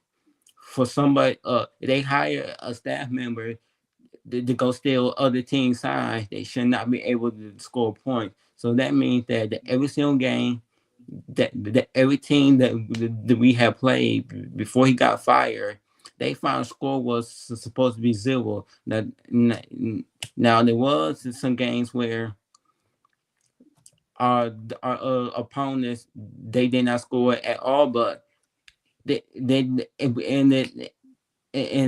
say that we had their signs and the other teams that didn't score zeros, and they saying that we had the signs, and in that case, then the teams that did score, they should have had 0, just like the teams that they did. So that kind of telling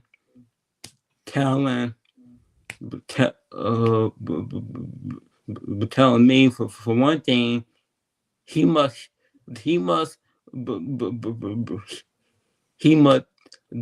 know how to take a offensive the playbook and reverse it and turn it into a defensive play and vice versa. But yeah, well, yeah. I mean, I think there's a bunch of moving parts with that, Timothy. I'll just say that. But let me get your final thoughts here, Timothy. We'll get to our next call. But give us your final thoughts. Let's promote your show. Let's help Timothy get to 1,000 subscribers. I'll share that tab right now. Let's help Tim get to 1,000. Yeah, let's help Tim get his 1,000 so he can get them chips. Let's go by the Ohio State game, right? We want to get you to 1,000 by the Ohio State game. Yeah, we need to get him to 1,000 before the season so he can make money all during the season. Subscribe, y'all on here. I see y'all. Tim, they say you got to come when you come on. You got to put the buffs on. You got to have the buffs when you come on. People want the buffs, Tim. The next time. Yeah. So next time you come on. But all right, so Timothy's at 183 subscribers. Our goal is to get him to get him to 1,000. Let's see if we can do a Michigan Nation. If you are at 500, I would have the access to super chats and members. That's right. At 500, you can unlock memberships, super chats, and I believe super stickers. So let's see if we can get him to 500 first, and then we'll get him to 1,000 and get ad revenue unlocked for you. All right, buddy? Yes, sir. All right, Timothy. To get paid by YouTube, you need 1,000. To get paid by viewers, you need 500. Okay. I did some research on that. Tim say, hey, I'm trying to figure out how to get this cash in my hand. Cash money. All right, Tim L says, what is this channel? It is the Thunder Redmond Michigan Football Show. He's currently at 183. We are on our way to 1,000, at least by the Ohio State game. Johnny wants it by week 1. We'll see what we can do with it. Yeah, and go to the live. Money all season. Go to the live, because I gotta. For this is what's going on for Monday.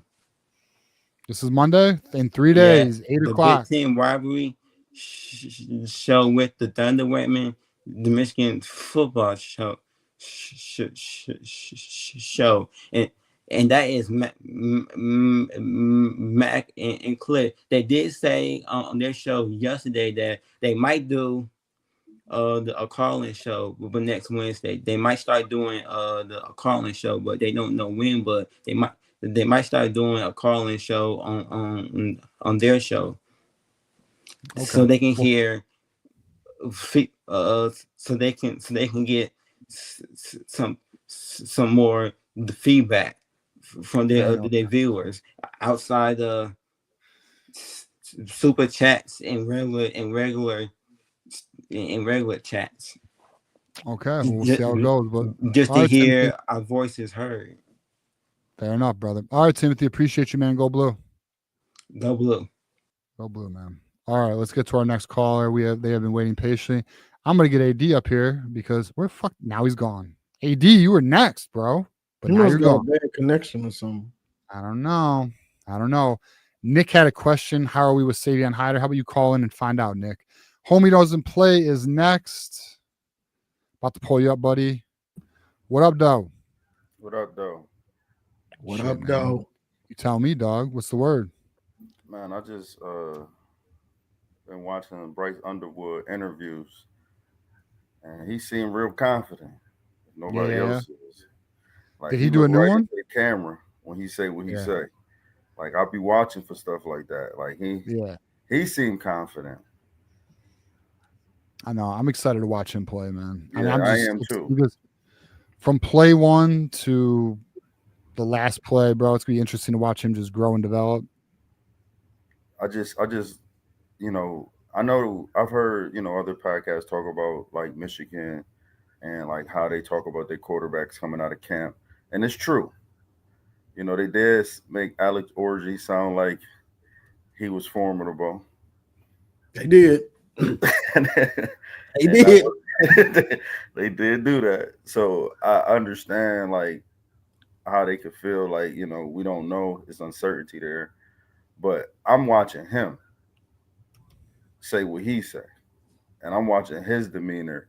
And when they ask him questions about himself, like he looks right into the camera and says whatever it is he's saying. Like he ain't shying away from it. And that was on the Rich Eisen show. And I just seen one with we just did one with the Michigan Insider. He just did one recently with him, Sam Webb. And he asked him the same thing, and he looked right into the camera and was like, I'm just, I know what I'm capable of. And that's what I'm going off of. Not really what Michigan's saying, but what I hear him saying about himself. Yeah, I'm excited, dude. Yeah. And then I hear them talk about like just different things about Michigan. But hearing Ohio State talk about morale is the craziest thing to me. Not a school that I would ever listen to about any sign stealing, any form of cheating when that's what their whole culture is built on. It started with Jim Tressel. I went back and watched the games with John Cooper, and I seen the talent that was on the field for Ohio State with the Rambo and the other individuals they had that wasn't like NFL caliber guys. But when Tressel came in, that kind of changed. But that's when players started saying they was getting paid. That's when the Maurice Carretz in the world was coming out saying he was getting paid. And then Urban Meyer, I mean, if you know anything about Urban Meyer, he's okay with pushing, like playing that line, that fine line. Like he's okay with that. So to make him out to be like this successor, like he ain't never lost to Michigan without like having any type of scandals involved. Like listen to them talk is crazy. And I go to their circles and listen to them. And I ask questions to their fans, and nobody want to answer the questions. Bro, I made a point Tuesday. It was one of those things where like it was one of the best points I think I've made in a long time. And it was, how like people like to say Harbaugh cheated. Mm-hmm. The reality is, you want to know how the real cheater is Urban Meyer? Because Harbaugh went to the NFL and did it again without a Connor Stalions, without anybody, and got the Chargers to be a very good team this past year. He went to Urban Meyer, the Super Bowl. Urban Meyer, who has bought players his entire effing career, which is why he was such an elite coach. Now, it does take, anyone can just buy players, though. It does take a leader to manage those egos and make sure that team runs like a Nick Saban has or a Kirk, etc. So I'll give him that. But he goes to the NFL, and what happens to Urban Meyer? Exposed. That's the difference between a real coach and a cheater. And it ain't Jim Harbaugh. A coach that coached at Stanford. I made the point when they was talking about him cheating on Ryan Day. I'm like, Jim Harbaugh has done more in his career. Why we have to cheat the Ryan Day? What has he done? Up until the point where he won a national championship, like even as a player, why would Jim Harbaugh have to cheat against him? He's coached in the NFL. He's coached at every level. He's played at every level. What has Ryan Day? He just won a national championship before that. Yeah. What has he done to cheat against him? That was my question. Like, I get what the rivalry has been, but I have my doubts and I have my questions about that. And other Michigan fans don't, bring those questions up, but I do. I know that they were paying their players. I was upset during that time when Michigan wasn't participating. The whole time, I'm like, we're never going to win. Right. So that's we're never going to win. No, that's my take too.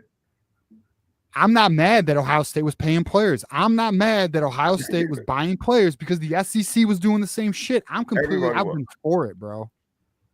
I'm just saying they were. That's the point. I'm just saying they were.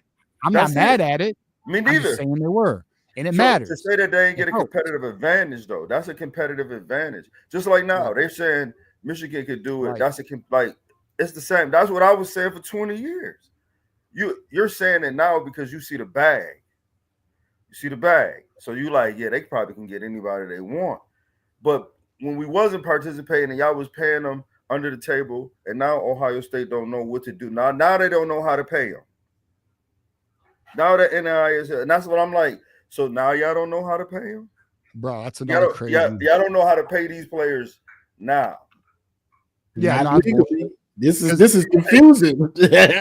Where do the reality is? I can't just give them a bag of money, or can I? I don't know. Under the table, like no, you got to do it above board. So like it got to be structured. It got to be known what they're getting paid for. All of the things they don't know how to pay them.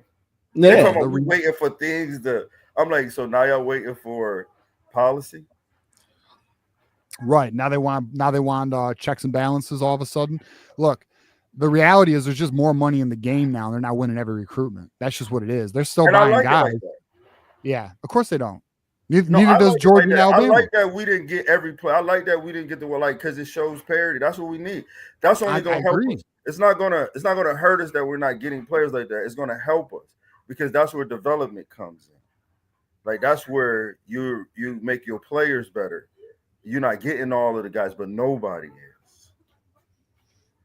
Yeah, it's also crazy to me that the fans are crying about it when you have a top 5 class, you have good talent. Like they just expect to win every freaking. Like I said this on the Tuesday show. Ohio State fans are so spoiled because they're so used to having 10 wins a year or more and always having a top 5 recruiting class. If they lose a game, they blame everybody but themselves. If they lose in recruiting, they got to blame everybody and we got to change the rules. It's like, no, just own your shit and just get better. That's it. You won a natty. You should be enjoying that. But like, don't get upset because you're losing recruiting battles now when everybody's got money. Not everybody, but there's a lot of teams that got money right now. Texas Tech is a big player all of a sudden. It just creates parity for everybody. Right. We don't need a team full of 5 stars where no one see. We want to see all those players play. I want to see an Alvin Kamara and a Derrick Henry play at the same time and not share the same backfield. Like that's fine for college football. That's the problem though. Like they can't hoard all the guys though. They can't have their pick of the litter when it comes to these guys. So now they have a problem with it. But I'm like, that's how it was supposed to be. That's how it's supposed to always be. Yeah, I agree. So I agree. I try to spark these conversations, and he like, oh, a Michigan fan. I look for Ohio State. I look for them. I wear my Michigan. I look for them, and when I see them individually, I'm the same way with them. I don't get all that aggression. Unless they probably, like he said, yeah, in Ohio State Stadium, they might, because they outnumber you. So of course, anybody in that environment, that's not, it's not elite. Survival. I mean, survival.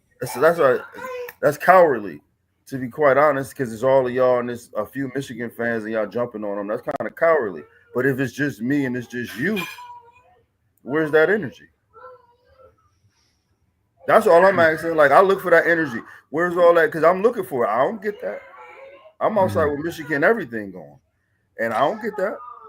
Yeah, me too. And if I ever am with a Buckeye, I don't. It's never hostile. It's only hostile behind a computer screen, bro. You know, it's only hostile behind a computer screen, or if you're right, if you're in an outnumbered situation, people feel a little brolic. You know what I'm saying? That's it. But that ain't. I mean, what is that? What are we talking about? But I mean, quite honestly, that's the human condition in general, though. I mean, that's how it is, regardless of the rivalry. But that's how they describe their passion. Yeah, when we outnumber y'all, we tougher. Okay. Yeah. Michigan don't want to. I mean, we know it's just football.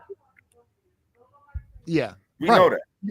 Bro, and that's why I have fun. I don't take this shit too serious, bro. I'm not gonna fucking, you know, unless something stupidly disrespectful happens, I'm not trying to fight nobody over it. My team loses, it's fucking on us. We gotta do better, you know. That's it. Yeah, and when I mean disrespectful, I mean like someone getting their face spit on. Then I'm like fucking mad. Then you know that would make me feel a kind of way. But all right, let us get your final thoughts here, man. We're gonna keep moving. Appreciate you calling in, though. No doubt. I mean, I'm just excited, like I said, to see Bryce Young, man. I've been watching his interviews and he seems very confident, man. I'm taking the over. Over. What's the over? Where we at? What is it? 9.5? I'm taking 10. All right, let's do an update. Let's see where we are in the poll. I like it. Good timing here. Let's see where we are in the poll, ladies and gentlemen. And the people are voting. Hold up. It is right here. We have 212 votes, and majority of the fan base says 10 wins. We need that 10, baby. We need it. Like we do. 66% of the fan base is saying 10 or more wins. The voice, we are hearing you. I hear you. That's funny. This 3-point, that's got to be some Buckeyes. But right here, man. Right here, we got the people talking in the chat. Appreciate all of you guys. I took the 11. I pressed on the 11. Did you? Mm-hmm. Yeah, I am 9, man. But I hope you guys. I want you guys to be right, though. I just want you to know that. I want to be wrong.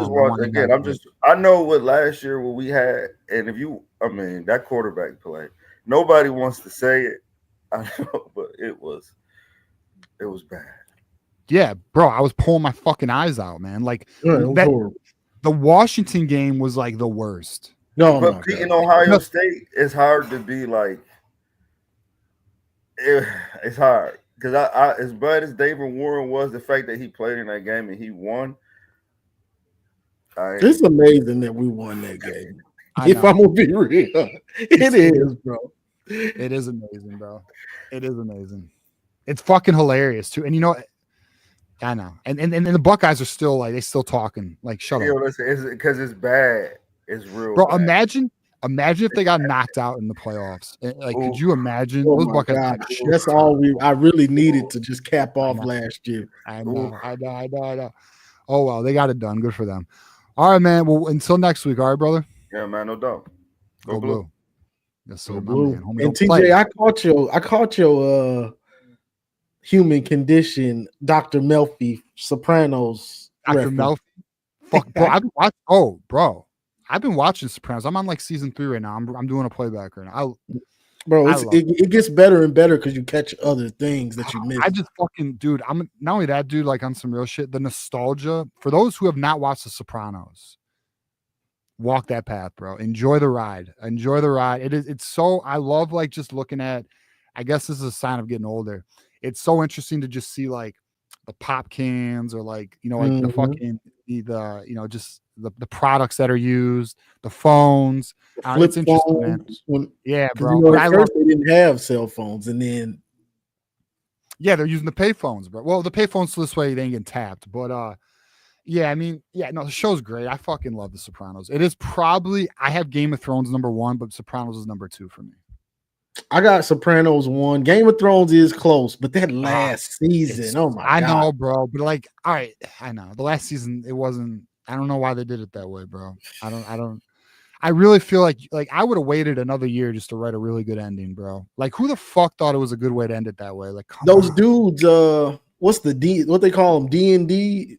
They had another show or movie that they wanted to do, so they rushed it. Bro, one thing that fucking frustrates me is when there is something great and the people, either whether it be the actors or the producers, oh, I want to expand my professional. Stop. Yep. You have something so great, so rare. Stop. Just appreciate what you have and just own it. And then when the time is, don't fucking force. Like, you know how many times you have actors who, like, what's the show? There's a show where it was so good they ended it early. Fuck. Well, like Home Improvement was one. Like, I don't know how people feel about, but Tim Allen wanted to become a movie star. That's a Michigan classic. You fucking clown, Tim. What are you doing, bro? You used to fucking push cocaine. You ratted on your people. You got out of prison. You do Home Depot, and then you bounce from Home Depot, Home Improvement, and then you bounce. What are you doing, bro? Anyways, all right, we'll get bro. You know another show I like. I'm gonna get some shit for. You know what's a good show, bro? I'm not gonna lie. I'm gonna get some shit for it though. But I don't care. Orange is the New Black. You ever watch that shit? It's fucking. I haven't watched it. Isn't it about like a bunch of like dykes or something? It's women prison, bro. All right. You know what I love about it though? It is so socially. All right, listen. It's not woke. This isn't some woke shit. What I'm about to say. It's just socially conscious in the sense of, like, it's not woke. Just please hear me on that. It's just real. It's got a lot of realness and like authenticity to it, like real world shit. It's a good show, bro. And the way the story, like, I'm really big on story development and character development, and the way they do it in 2-season sets. So like, you're like, say first season, it's a build up to the second season. Third season, build up to the fourth. It is so well done. Yeah. Such a good fucking show. All right, we're gonna get AD up here. Let's go. AD, what up, man? What's good, fellas? How we doing? Shit, we're living, brother. How you doing? All right. Man, other than having my fucking night ruined by Garrison's punk ass, man. Dude, what the fuck are you guys doing? I knew you was steaming, AD. Bro, I'm not. I like Garrison, but fuck that take. Bro, that's the worst take ever for a Michigan or OSU fan. What is he basing? I couldn't rewind and listen to his reasons. I'm trying to keep listening to him at a bare minimum. What was his reasons for? His reason was people will actually fight you in the stands. And that guy poisoned that tree. Like, yeah, he poisoned the fucking tree. Bro, people piss on fucking, like, dude, almost everyone I know who's been to Buckeye Stadium has probably been assaulted, dude. What are you talking about? Yeah, I know. I've heard of a lot of stories of people getting physical altercations outside of the stadium. I mean, I don't know, dude, bro. I know Michigan get State guys who went to like the Big Ten title game with Ohio State, and they get one guy I know was with like an 80-year-old old lady who was like helping her up the stairs, and one guy screamed, "We're gonna kick your fucking ass," and like that kind of shit, dude. It's like Ohio State fans they're the Eagles of college football. The Eagles. Yeah, that's your boy though, Richie. Richie in the chat. That's your Richie Buckeye brethren. That's your man's. That's your boy. Dude, worst fucking fan base out there. Have you ever seen a more miserable group of fans who just want a natty? Bro, they are the most miserable fans, bro. Like, that's why, dude, I'm gonna be so honest. This new NIL competitive era, we got Oregon now, USC, Washington. I really want Ohio. Listen, I really want Ohio State to fucking get some reality, because I don't think these fans, that fan base is going to crash when they're not consistently winning at a high rate. Now though, here's the thing: the fact that the Big Ten wants 4 automatic qualifiers for the college football playoff. Quite frankly, Ohio State likely will be one of those 4 consistently. But, you know, I want to see the other schools, mostly us, though. I want to see us. I wouldn't mind seeing Oregon, you know, keep beating USC. I mean, don't be wrong. Fuck us versus all of them. Fuck them. But I'm just saying, like, I just need to see Ohio State get some reality in their life. Yeah, that's fair, man. And, dude, this counter Stallion shit, man, dude, I don't know why, like, Michigan fans, like, run away from this. Dude, yeah, we did it. And I don't give a fuck. We did it. Hire Connor back. I don't give a fuck Bring either, him bro. back. I don't give a fuck. Yeah, we did it. Yeah. What? That's how I am, AD. Dude, I don't give a fuck, dude. Anybody just watch that Connor Netflix. There's a whole underground world of these guys existing. It's not just Connor Stallions, dude.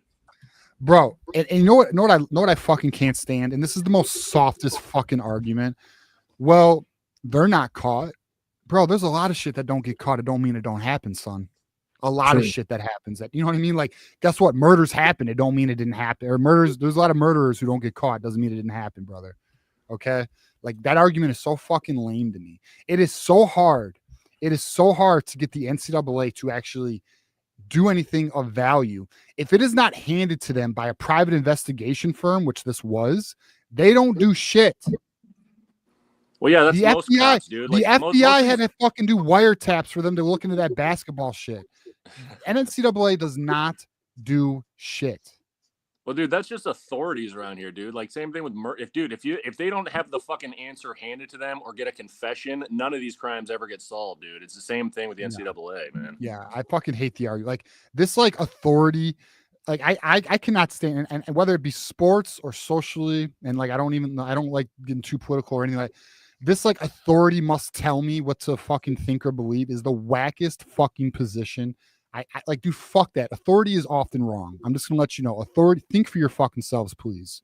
Use your mind, remain neutral, objective, gather data, and then analyze. Do not just believe what you are told. I hate that fucking mind of thinking. Anyways, not to go on that tangent. No, it's also good, dude, because it's good to fight back against these fucking guys, dude. Because if everyone just keeps their mouth shut, dude, and we all just stay on the same, it's fine. It's all going to work out, dude. This would have been fine. Nothing would have happened ever. What, regarding the sign stuff? Dude, I'm just saying, like, with like whatever the penalty's gonna be, there wouldn't have been if we just like kept going, kept fighting them the whole time, man. Nothing's gonna happen. Oh, dude. I don't know. I mean, well, the reality was the reason why Michigan stopped is because when the Chris Partridge thing happened, they got uncomfortable, you know. So they backed down. But to Asian Pasha's, who made TJ mad? Garrison's fucking Auburn, Alabama take got me mad today, to be honest. I couldn't believe that shit. So that's why I'm on one right now. Tragic. I've been on one since last show. I was going off last show too. I don't know. I'm ready for football season, really. That's really what it is. I'm just fucking, I got all this built up energy. I need to yell at the TV, you know? Next month, bro. Next fucking month. Hell yeah. You gonna? I'm so ready, dude. That first game is about to be beautiful. Night game. I don't care if it's not like, I don't care that it is an easy opponent. Who do we have? New Mexico first game, right? Yeah. No, we don't. Wait, is it New Mexico? It is. Yeah. Night game. I'm so for it, bro. Like, I don't care. I love that shit. The boys are about to be amped. I cannot wait to watch fucking Bryce Underwood take that field, that first drive. Ooh, it's gonna be electric. Cannot wait. I'm so ready. And you know what else? All right, can I say something that pisses me off? Why are Underwood jerseys not available for purchase? I'm trying to get one. Where? eBay, bro. Are they real? I want a real one. Yeah, that's the thing. It might not be real. real, but well, I don't know. I want a real one. I don't want a bullshit one. All right, that's fair. All right, fair dude, enough. You getting jerseys though, man? I don't wear jerseys anymore, dude. Oh, listen, dude. Let me tell you something. My childhood was like 30 I wore jerseys. I wore football jerseys. I'm old. Jerseys, dude. I can't. I love jerseys. I don't give a shit. Like, I'm wearing one right now, bro. Fuck, I love That's jerseys. not a jersey. It's a hockey jersey. What do you It's mean? a hockey. Yeah. Okay. All right. I love hockey. When I was a kid, jerseys were our thing when we were kids. Like that's what I mean, kids. I know, but you still wear like you want to know what's funny to me? Like, in AD, maybe you feel this way, and if you do, it's all love. But like, people are like, "Oh, how are you gonna wear a grown man's name on your back?" Who gives a fuck? Like, people take life too serious, bro. I rep my team. I support my like. How is it any different? And AD, if you disagree, yell at me. Go ahead.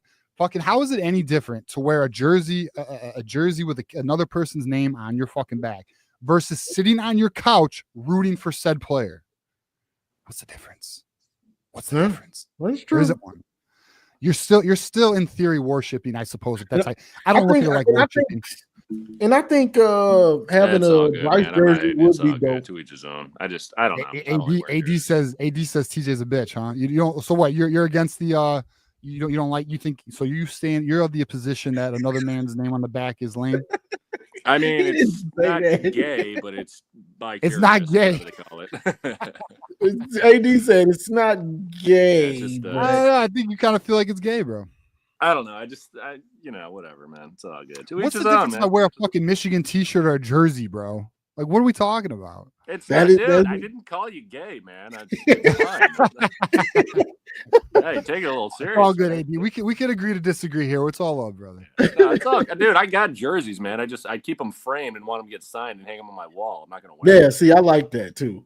I Yeah, like I'm that not too. gonna- I hear, well, Like if Bryce, I think that's a good jersey to have. Like I wish I had a JJ jersey, Oh shit, my like bad. when he was a But no, freshman, man, or dude, something, not getting it Not now. gonna lie, You know man. what I'm saying? I'm loving. I'm ready for the season. I'm still probably in the minority. I got a bad feeling about this Oklahoma game, dude.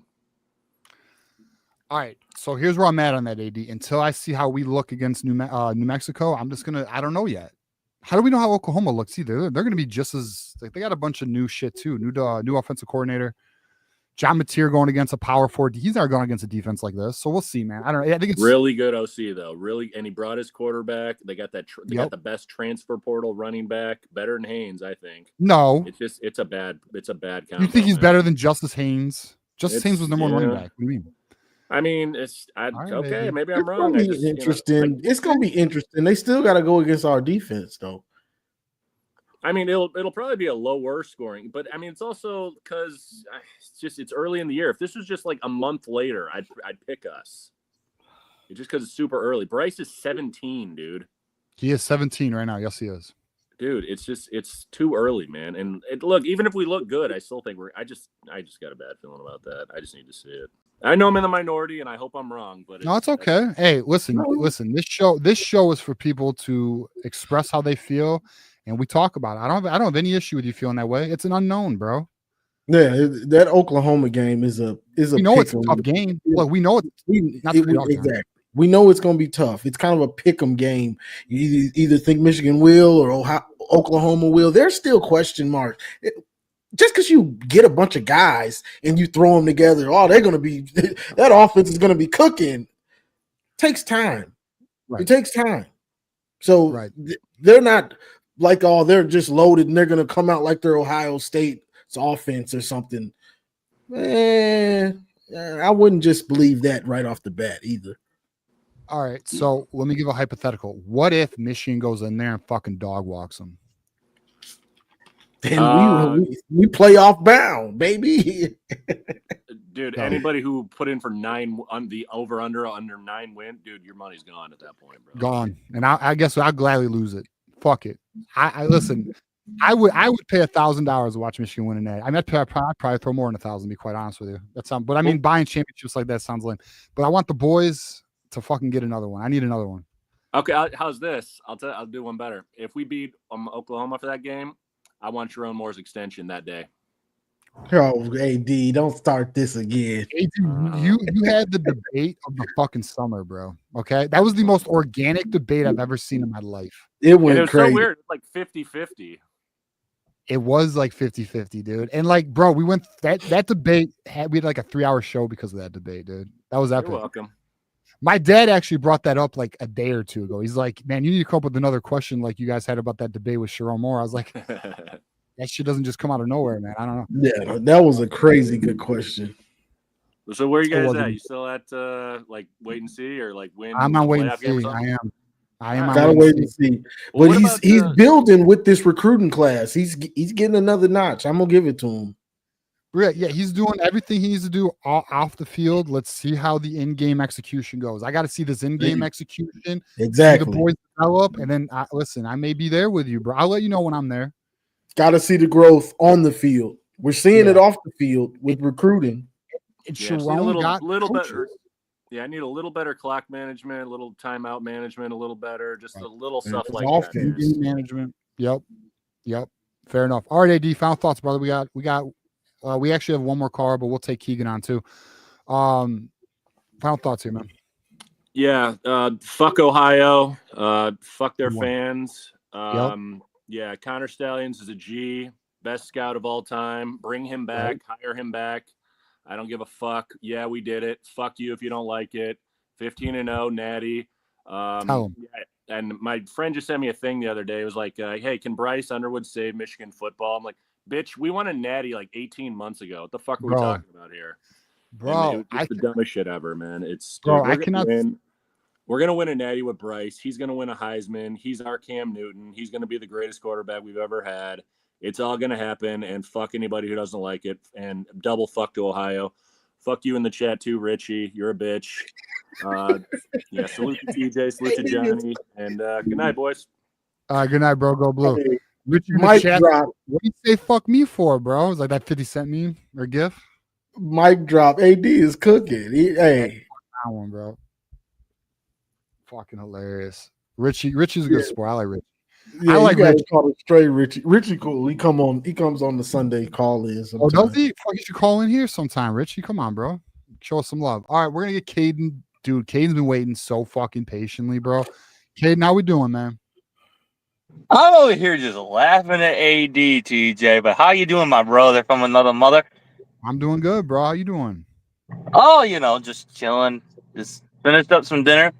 But let me just say this, and I'm going to make this short and sweet for you, TJ. So, first of all, I want to say this.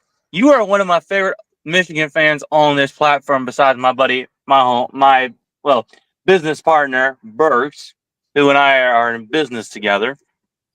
We've been talking. Wait, weren't you guys enemies at one point? Yeah, but we kind of agree on a few things and just got together. And first of all, Johnny Olden Jr., I'm going to need you to do me a favor. Step aside, buddy, because the big man has entered the building. And sit on down, little boy.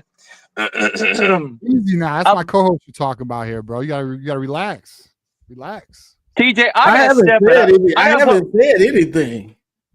TJ, I gotta sit my size 13 boots up, buddy. So calm down. All right, big dog. Let's hear it. Talk it out.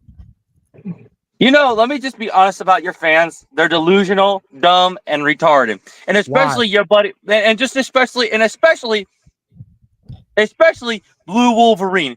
Blue Wolverine is the biggest dumbass on this channel. I swear to God. Say why. Swear to God. I heard about the whole Connor Stalions shit in the last couple days. Oh my fucking God. It is so fucking annoying. Connor Stalions is not a G. He is not the guy that's going to save Michigan. You should know the reasons why. I'm going to explain it. I do not need to explain this to you, TJ. You should know what my answer is. Are you dumb, or are you just straight up not going to know? Or you honestly not know my answer? Listen, you want to get fucking spicy? We can get fucking spicy. Why, motherfucker? Why isn't he a G? Because let's be honest, with all the trouble and shenanigans and shit Michigan's going to go through now, oh man, it's cooking his reputation. Caden, lay off the Buckeye scoop. All right. Anyways, next to Keegan. Keegan, how we doing? Get his ass out of here. Wow. So, bro, I was trying to keep it peaceful with Caden, but then Caden wants to get dumb. You want to get dumb and get the fuck out of here. About nothing. You want to have a conversation or a debate? We can have a conversation. We can have a debate. Let me tell you something very clearly, because Caden, I know he's still listening. This fucking shit, when this NCAA investigation comes, let me tell you something. There's not going to be any vacated fucking wins. There's not going to be any postseason bans. Sharon Moore probably will get suspended about 4 games. It's going to be a large-ass fine. But that's it. And I promise this. And if I'm wrong, Cade, you have full fucking right to call back in and talk your shit. I'll let you. Guess what? If it is more than that, if we lose wins or postseason bans, you have a green light to call in and talk your shit. But until then, sit the fuck down. You gonna tell my co-host to sit the fuck down? This is Johnny motherfucking Olden, bro. He's Captain America. Don't tell Johnny. I've already roasted this dude. Caden, chill out, bro. Keegan, how you doing, man? Yeah, I'm doing good. Yeah, good job keeping your composure, Johnny. That was a little out of hand. I appreciate y'all shutting him down, but I mean he's got he went too long, too far, bro. I fucked up. I shouldn't have had him on for long. I like letting people speak. I like having debates, but there comes a point where it's like, why you want some fun? Don't be on dumb shit, bro. And then I'm gonna say something else. Let's talk about Burks for a moment. I liked Burks. He was cool. But then, for some reason, he wanted to be on some white knight Ohio State shit. I don't know why. Then he started trashing the entire fucking fan base. And then some old tweets came out, some old archives about him saying some dumb shit on some racist level shit. Those came out. Bad look, bro. Okay, so at the end of the day, I don't know what the fuck Burks' fucking problem is, because he did have a home. He was always good here. But then he wanted to get fucking weird for some reason and let me just also say this. When he was on, I can't remember, I think it was the Ohio State call-in show. He was talking to Garrison about why he's sick of the Michigan fan base because they have all these dumb takes and are delusional. Fucking Burks thinks Sharon Moore's going to have a show clause. That's the fucking dumbest take of all of them. So what the fuck you talking about, bro? Stupid. Sherrone Moore's not going to get a show cause. I'll bet you a fucking $100, 500. I'll put $500 on it. Sherrone Moore does not get a show cause. So if you want to take that bet, Burks, and you better fucking pay, I'll take that bet with you. $500 fucking dollars. He doesn't get it. So shut the fuck up, bro. Because you ruined having a community that you could be a part of. And now you are no longer, unfortunately, because I did like you, bro. You are unfortunately not even welcome in this community anymore because you talk too much shit, bro. Yeah, and he has the Caden dude try to come on channels and talk his stuff. And he's not even good at talking this stuff. That's the thing. I can see if he was good at it, he don't be talking about nothing half the time. Well, and then not only that, if you want to talk about it, actually talk about it. Don't just fucking say stupid shit. That's what I'm saying. Don't fucking disrespect people in the process. How about you have a conversation with somebody, and if you happen to disagree, it's okay. No big deal. But you don't got to fucking be disrespectful. Especially here.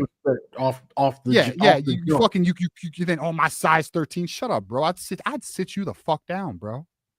For real. I would sit you the fuck down. I would make you say sorry in front of everybody. I promise you, I've done that shit.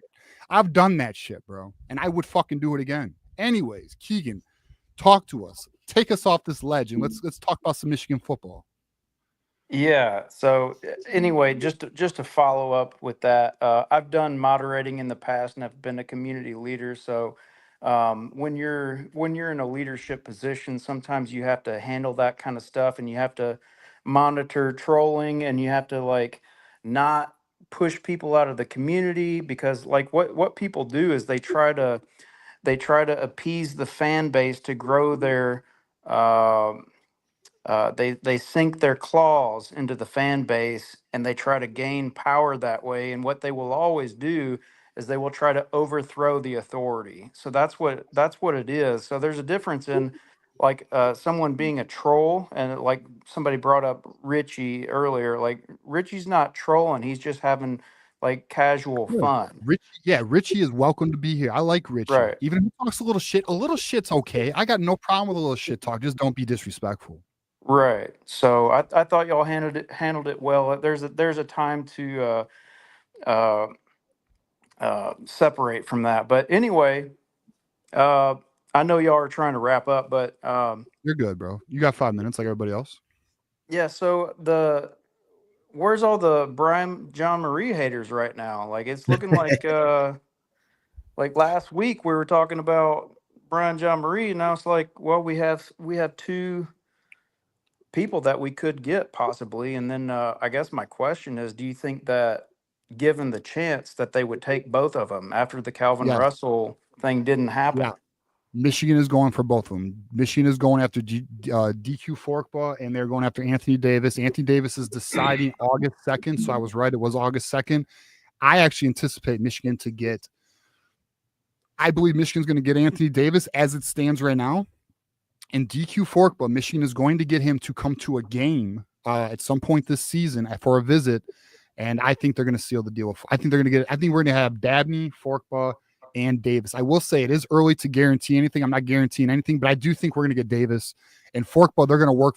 Listen, and I'm sure a lot of people know this because you watch our show, but if you are unaware, Forkba was going to commit a week ago. Because of Michigan, he has decided to push that commitment, just like it's very similar to the Nathan Owasu-Boateng recruitment. Now, Nathan Owasu-Boateng was a higher level recruit, but DQ Forkba is a dog, bro. He would be a very nice addition. Yeah, I agree with that. I think they'll probably get them both too, but you never know. I think what is it? Markel Dabney, is that his name? Yes. Yep. I think he's a wild card. I'm not sure whether he'll be a linebacker or what he'll be, but it looks like with the Jonathan Brown thing too, like it looks like they're just going after like extreme promising athletes, and they're just going to find a way to make use of that. So I like that recruitment strategy as you're budgeting everything. So like I think the Calvin Russell thing not happening was probably the best thing that could happen to this class, because like I don't want to call him like diva. yeah, I don't want to call him cancer in the locker room, but we have a good locker room, right? And then like he's like he thinks he's it. So and that's fine. Like and like I would rather us not take another swing at him and then spend that money at I don't think we will. linebacker. Yeah, you could get two Word is we're not linebackers. interested. You could get two linebackers, or you could get Davon Benjamin. Like Right, I agree with that. I kind of agree with that. Yeah, I hear what you. So, like to your point, Keegan, you're saying why not build the rest of the roster instead of putting all those resources into him because we already have a good wide receiver class, anyways. right, we do. Yeah, we do. I agree with you. I kind of why. So let's ask this question and chat. Let us know how you feel. Would you rather land Calvin Russell, which would be a major get? That's a major addition. Or would you Right. rather land Devon Benjamin, Anthony Davis, Forkba, and Jordan Deck? No, I want all of them. Yeah, I Over agree with Calvin. you. I would too. I would too. But just so you know, like- just because you get Calvin Russell doesn't mean you don't get any of them. But Yeah. I don't think it's a coincidence after Calvin Russell linebacker recruiting went up quick, like that week. I don't think that's a coincidence. You sounding like the Herschel Walker trade with Dallas when they Right. got all those players for him. Yeah. Another thing about Calvin Russell is like, what if it doesn't work out with basketball? Like, does he just transfer? No, he would just stop playing. He would just do football. Beats and treats in the house where you been, dog. Calvin Russell went live today. I tried to jump on, but it was over by the time I saw. Were you gonna tell him he made a bad decision? I was thinking about saying some crazy. I had to find Yeah, it, like, bro. Fucking Moose it got was over fucking by the bullied, yeah. bro. Bro, they came at Moose, bro. They came at I Moose. know. I don't want that. Moose got fucking dude. Bro, I'll tell you what, bro. I'll say this. And I hope Moose does not. I hope Moose, do I agree with posting on a player's post? No, I don't agree with that. But damn, Moose did not need to take all those fucking hits, bro. Like, there was some truth in his tweet. There was some truth in like, who would you rather have at quarterback? He wasn't wrong with that question. No. But don't be doing that to the kid, But the way the fan base just fucking went at him. God damn it. I'll tell you what, people will eat their own, bro. They will eat their own, bro. Just for some moral fucking like knighthood, bro. Just to kind of feel good about it, right? Like I don't agree with the action, but I definitely don't think we need a fucking pile on Moose, bro. I'll say They that. piled on him. I kind of Hard. I saw it. Bro, because it was the cool thing to do, so everyone started doing it, Yeah, I saw Burks go on Ohio podcast and he was talking about it. Was he? The fan base. Bro, Burks is like the fucking new villain of the Michigan fan base, dude. He's a villain. He's a villain now. And he's got and that Caden dude is like his little henchman or his little that's his little worker that comes out. Like, bro, get out of here. Can we do a rivalries rating? So we got Ohio State, Michigan. That's number one. Oh, 1 second. Hold on. Dom, I'm going to put the call-in link just for you. You'll be our last call. All right, buddy? Call in. I'll take a final call from you, Dom. He's the only one, though. Only one who's get VIP access. Just for one call. But go on. Rival rankings. Let's go. Yeah, I'm going Michigan, Ohio State. I'm going number 2, Alabama, Auburn. Okay, let's 3. hold on. Do we not think the Oklahoma-Texas rivalry is better? I do. I don't, but that's my third. Then the Iron Bowl? I think so. I think the Iron Bowl is a little played out, bro. I'm gonna be honest with you. I think it is. I'll tell you what, game I enjoy watching more? Texas, Oklahoma. I don't enjoy watching Auburn, Alabama as much as I do Texas, Oklahoma. Okay, so y'all agree with number one. I'll be honest with you too. Hold on, and not to hijack this, but I like watching Notre Dame, USC more than I like watching Auburn, Alabama.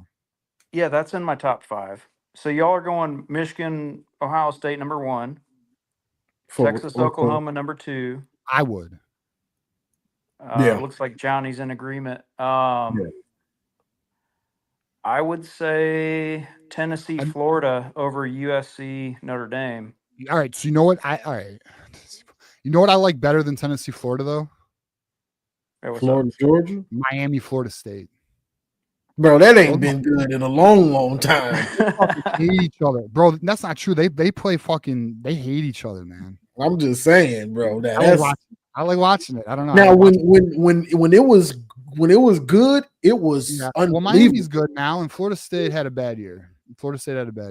I just, dude, when they play though, it's usually a good fucking game. Man, when that was a great rivalry when they were both really good. Man, you talking about two NFL teams. Yeah, Doug Guess says Florida and Florida State. Yeah, that's a good one. It was back in the the late 90s. Yeah. Bro, you know what rivalry is actually slept on, and even by our own fan base, and like it's not appreciated because the other rival's bigger. Michigan State is a fierce fucking rivalry. It is. It is not. 10. It is not. If it wasn't for Michigan Ohio State, that rivalry would be higher. It would be. It's a little slept on. Plus, we play it off like it is because they're little brother, and we don't like whatever. You know, it's because we got reality a bunch of rivals and rivalry. Yeah, if it's not Ohio State, Michigan State, you got the little brown jug. We got a little trophy now with Northwestern too, don't we? You know what I'm saying? Oh yeah, there is something. I made light of it. Didn't I? It's a big trophy. There you go. Wait, what is that trophy? Isn't it because like I think it's like the first black player or something like that. I'm not exactly sure. I think you're right. But yeah, like it's like we Notre Dame, like oh yeah, the George Jewett trophy. Like what? Well, you gotta have your opponent willing to play you in order to have a rivalry. Look at this shit. What Notre Dame? Yeah, those fucking bitches. I was just happy we got the last win before that happened. Trophy series 2. That's hilarious. Let's not let them ever win that trophy. You're never gonna get to see that in Northwestern in Chicago. So George Jewett played with Michigan in 1890. I don't know anything about this, man. I gotta learn. Interesting. They say we ain't having the black players. Oh, I don't count before segregation and all that dumb Buckeye talk. You know what's funny? I was debating a Buckeye fan. You know how they're like, oh, well, you've only won 2 natties. Your last natty before that was like fucking the 50s or some shit. And you know what's funny about that? Ohio State has won 3 natties since the fucking 1970. As if that is much better. Like you have 3 natties on over 50 fucking years. And you guys want to act like our natties are old? What is wrong with them, bro? Okay, you have 3, we have 2. Oh no. That's what I try to tell them. You have 3 now, we have 2. What are you talking about? Come on, in the last 50 fucking years. And not even in the last 50. Over 50 years ago, you've had 3. Shut up. Fucking Buckeyes. Philip Buford, what up, bro? You know I love you. Philip straight. I do. I'm trying to fucking we gotta hit the gym, dog. He already knows. But he lives in I think he lives in like Maryland or Virginia or some shit. Yeah, Philip said 9-3 in the chat earlier. Yeah, Philip is all right. That's about right. I think so, but I want to be wrong. I hope it's 10 or 11. I really no. I'm talking. He said that about Ohio State. Oh, what? They're gonna go 9-3? That's what I thought he said. Yeah, that's interesting. He didn't clarify, but I think he was talking about Ohio State. I'm at 9 for them also. I think they're gonna go. Yeah, 9. they got all them unproven edge rushers. That was a fact, Garrison. Bro, that team has a lot of unproven as well, like the quarterback, all that. Like we'll see how it goes. Hey, offensive coordinator.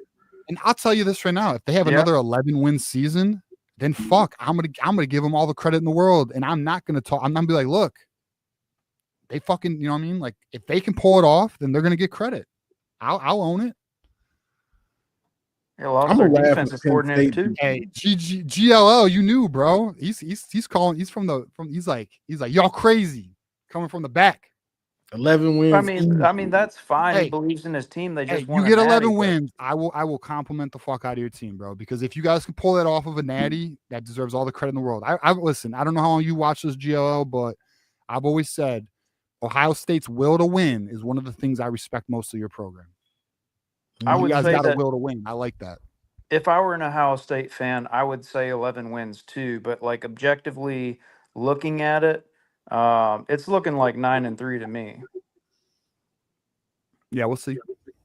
We'll see. All right, Key, let's get your final thoughts here, brother. I gotta get Dom up here.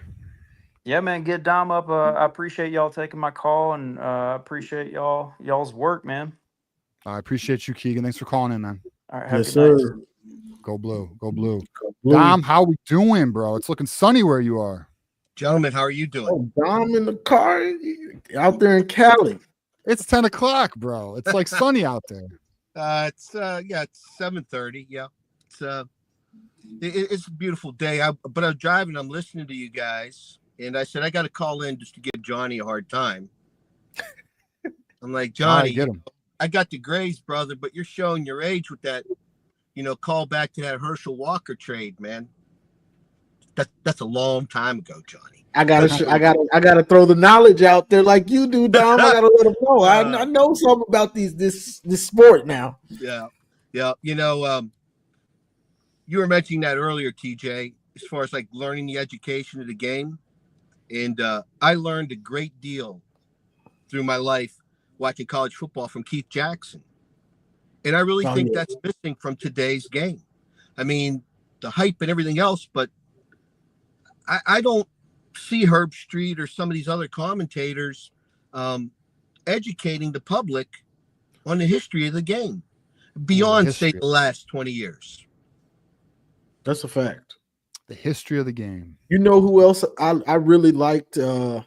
Not just because he clowned Ohio State a few years ago, but I liked that show that Lou Holtz and Mark May used to have. Yes. They used to break those games down so well. Yep. I would like to give you guys a special request. I'll pass it on to Mays too. I would like all of us to remove the word Burks from the vocabulary and just quit talking about the guy, quit giving him attention. It's no different than, pardon me, ladies, it's no different than a female. They need that attention, whether it's good, bad, whatever, but they need that attention. And if you guys just turn that faucet off, maybe he'll just go away. I mean, that's just sad, but it is what it is. To talk about Ohio State here, 9-3. I have them with 4 losses, but more than anything else, I want them to come into Ann Arbor, and I want Michigan to shut them out. It's been since 1993, guys, and sure, we had 22, which is kind of a thorough win in 22. But I want 4 quarters of total domination and a shutout. It's been a long time, and I think that'll really quiet things up. But you guys were talking also about their last national title. I mean, that was 34 years before Tressel got there and won the one in 2002. Right. And now they, I'm not going to waste your time with the stuff we know already, but the problem is the generation that started watching them, say when they were, they're in their 30s now, early 30s, late 20s, they don't have any idea. Nope. Any idea. And I'm confident that head coach Moore, and did you guys see the recent interview with Sam Webb, by the way? I saw parts of it, not the full thing. He's our guy. He's really our guy. And the things that he talked about, all of you guys talk about, and he's addressed them, be it coaches and so forth. And I've seen some of the interviews, some of these recruits that we're getting as a whole. I have never been so impressed as a Michigan fan, regardless of their stars, but their attitude, their demeanor, maturity, their athletic ability. And we are putting together such a stellar class. Mm-hmm. It'd be nice if we go 10 in a row against Ohio State. Now that's what I'm thinking, but No, so I agree with you to that point. Like we're not just getting talent. We're getting guys with a mentality and playing style that fits us. It's not like Texas A&M just grabbing every top kid or Miami.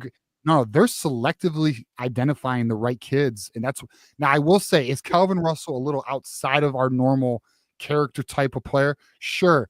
But you let's be honest, it doesn't hurt to have 1 or 2 of those. Like if you have a strong culture, Lions are a great example of this. They brought in Jamison Williams, a kid who needed some maturity, and he's really growing. He's made some mistakes, Like he just got in trouble with the law again last season with the unregistered firearm or whatever without a CPL.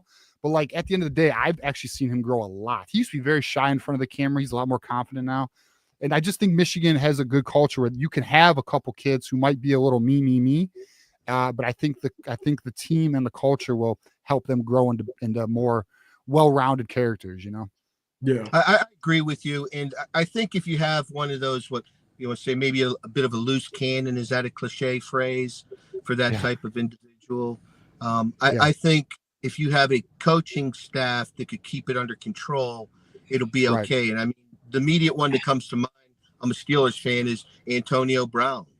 And he just lost his mind. I mean, just lost his mind. And I think a lot of these kids, especially Russell Wilson, in my opinion, that whole production, he just didn't strike me in the same ilk as some of the other recruits that I heard speak, from Underwood on down to Babaloa.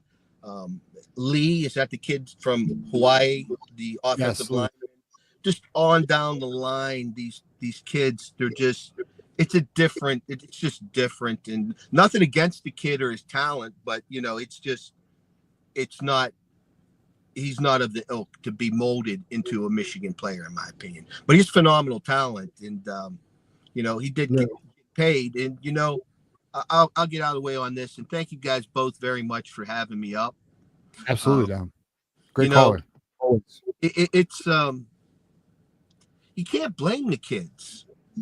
I mean, you're 17, 18 years old. They're dangling $4 million in front of you. Right. You got to take it. Now, the thing is, okay, you look at Jameson. I'm not going to run into a whole cavalcade, but these kids need to have people around them that are not going to extort them, rip them off, put them in harm's way, and help them shield their money, keep them out of the newspaper, and get through school, and then see if you make it to the NFL. I mean, only 2% of the college players make it to the NFL. And then when you're there maximum, the average is 3.5 years. That's why they call it the not for long league. And these kids, and I blame it on the high school coaches, in that, you know, you're a celebrity, okay? It's the coach's responsibility, or even in the household, however, but somebody has to ground the kid so they don't lose that money, and they're responsible with it. I mean, $4 million, either one of you guys, if I gave you $4 million today, you think you could set yourself up for the rest of your life where you didn't need to work? Absolutely. You could put in a money market and live off the interest. 100% you could. You make $100,000 on interest.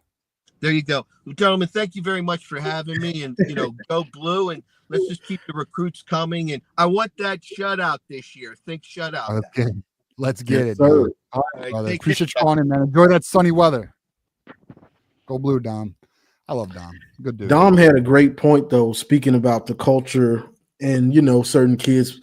Jalen Pyle, polished. He is polished, bro. Bro, have you seen the disrespect in the rankings? He's been dropped twice now. He got dropped like fucking like 600 spots by On3. He's in the 1400s, and then 247 just dropped him like 200 spots. Care. I don't either. It's crazy. They hate him. Bro, his film's actually good. I know it is. And he is polished. I can't wait to get him on Michigan's roster with the other receivers, because he's going to work. He's got the work ethic from his pops and his moms. He's going to do wonders with that room. Yeah, he's going to be a fun one to watch, man, because I think a lot of people, I mean, even Garrison, I know we're talking about him, but he likes Pyle. He's like, he wouldn't bullshit. Even though he met him, he was on the show with him, but he actually likes him as a player. And like, I don't understand. He did well on the 7-on-7 circuit. His film's good. His stats are good. He's 6'1". He has a good sized body. He's well-rounded. TJ. The fact that he's ranked 743 is insane to me. TJ, that's even better for us. Yeah, that's even better for us, because he's going to come out hungry, ready to prove that y'all had me ranked that low. Big mistake. That's even better for us, honestly, because it's just making him even more hungry and hungrier. I agree. Let him eat, TJ. Let him eat. Yeah, I agree, man. You fucking use that shit as fuel. All right, we got Blue Wolverine here, 989. I missed the Caden call. Hey, you missed a goodie, Blue Wolverine. Who in here told the short bus my name? He sounds like a toddler and learned a few curse words, and that's the bottom line. I'll tell you what, Blue Wolverine.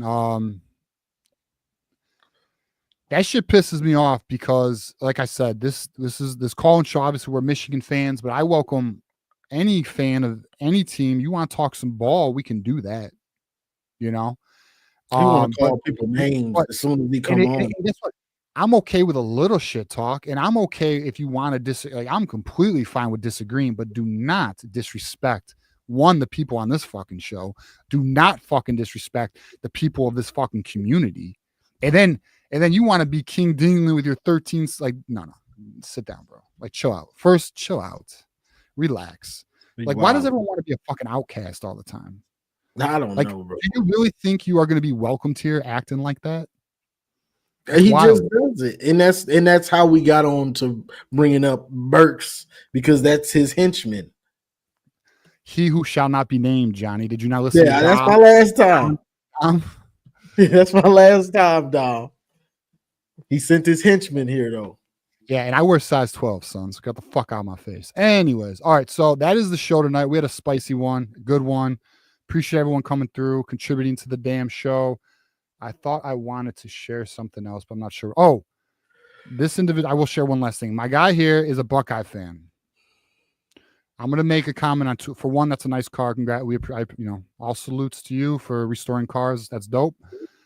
Look, man, it's not that he made a comment earlier. It's not that we think Michigan will never lose to Ohio State, but it is the fact that we feel Michigan will win this next game because you guys lost a lot. It's at home, and we have the mentality of beating you. Where, let's be honest, there's a mental game going on right now, and you guys are fucking losing. And the fact that you think, I'm actually very interested. Do you think you're going to win that game? And tell me why. Because I feel we have the better. I feel like we have it. We're at home. I think our team is just as unknown as your team is this season, and I think Sharon Moore has the right coaching staff around him. I think we're going to fucking win because our team literally is making that rivalry everything, and they're focusing on beating you every single day. So, I think we're going to win. This is the mindset that they have now, though, TJ. It's just, well, we can't lose to them every year, so it's going to happen this year. They're going to win one day. Yeah, they're going to win one day. So they're going to keep saying it. It's almost like Penn State now with Ohio State. We can't lose to them every year, can we? And Ohio State fans, what do they say? We ain't worried about Penn State. Hey, I ain't worried about them. They're going to beat you sometime. Right, one day. So we feel the same way y'all feel about Penn State. Yeah, it's kind of true. I mean, I feel we got that we're in their heads, and I think our team is. And not only that, we're getting better. The talent's only increasing at Ann Arbor. Right. And then the last question was about, if he doesn't come to Michigan, he's not a Michigan man.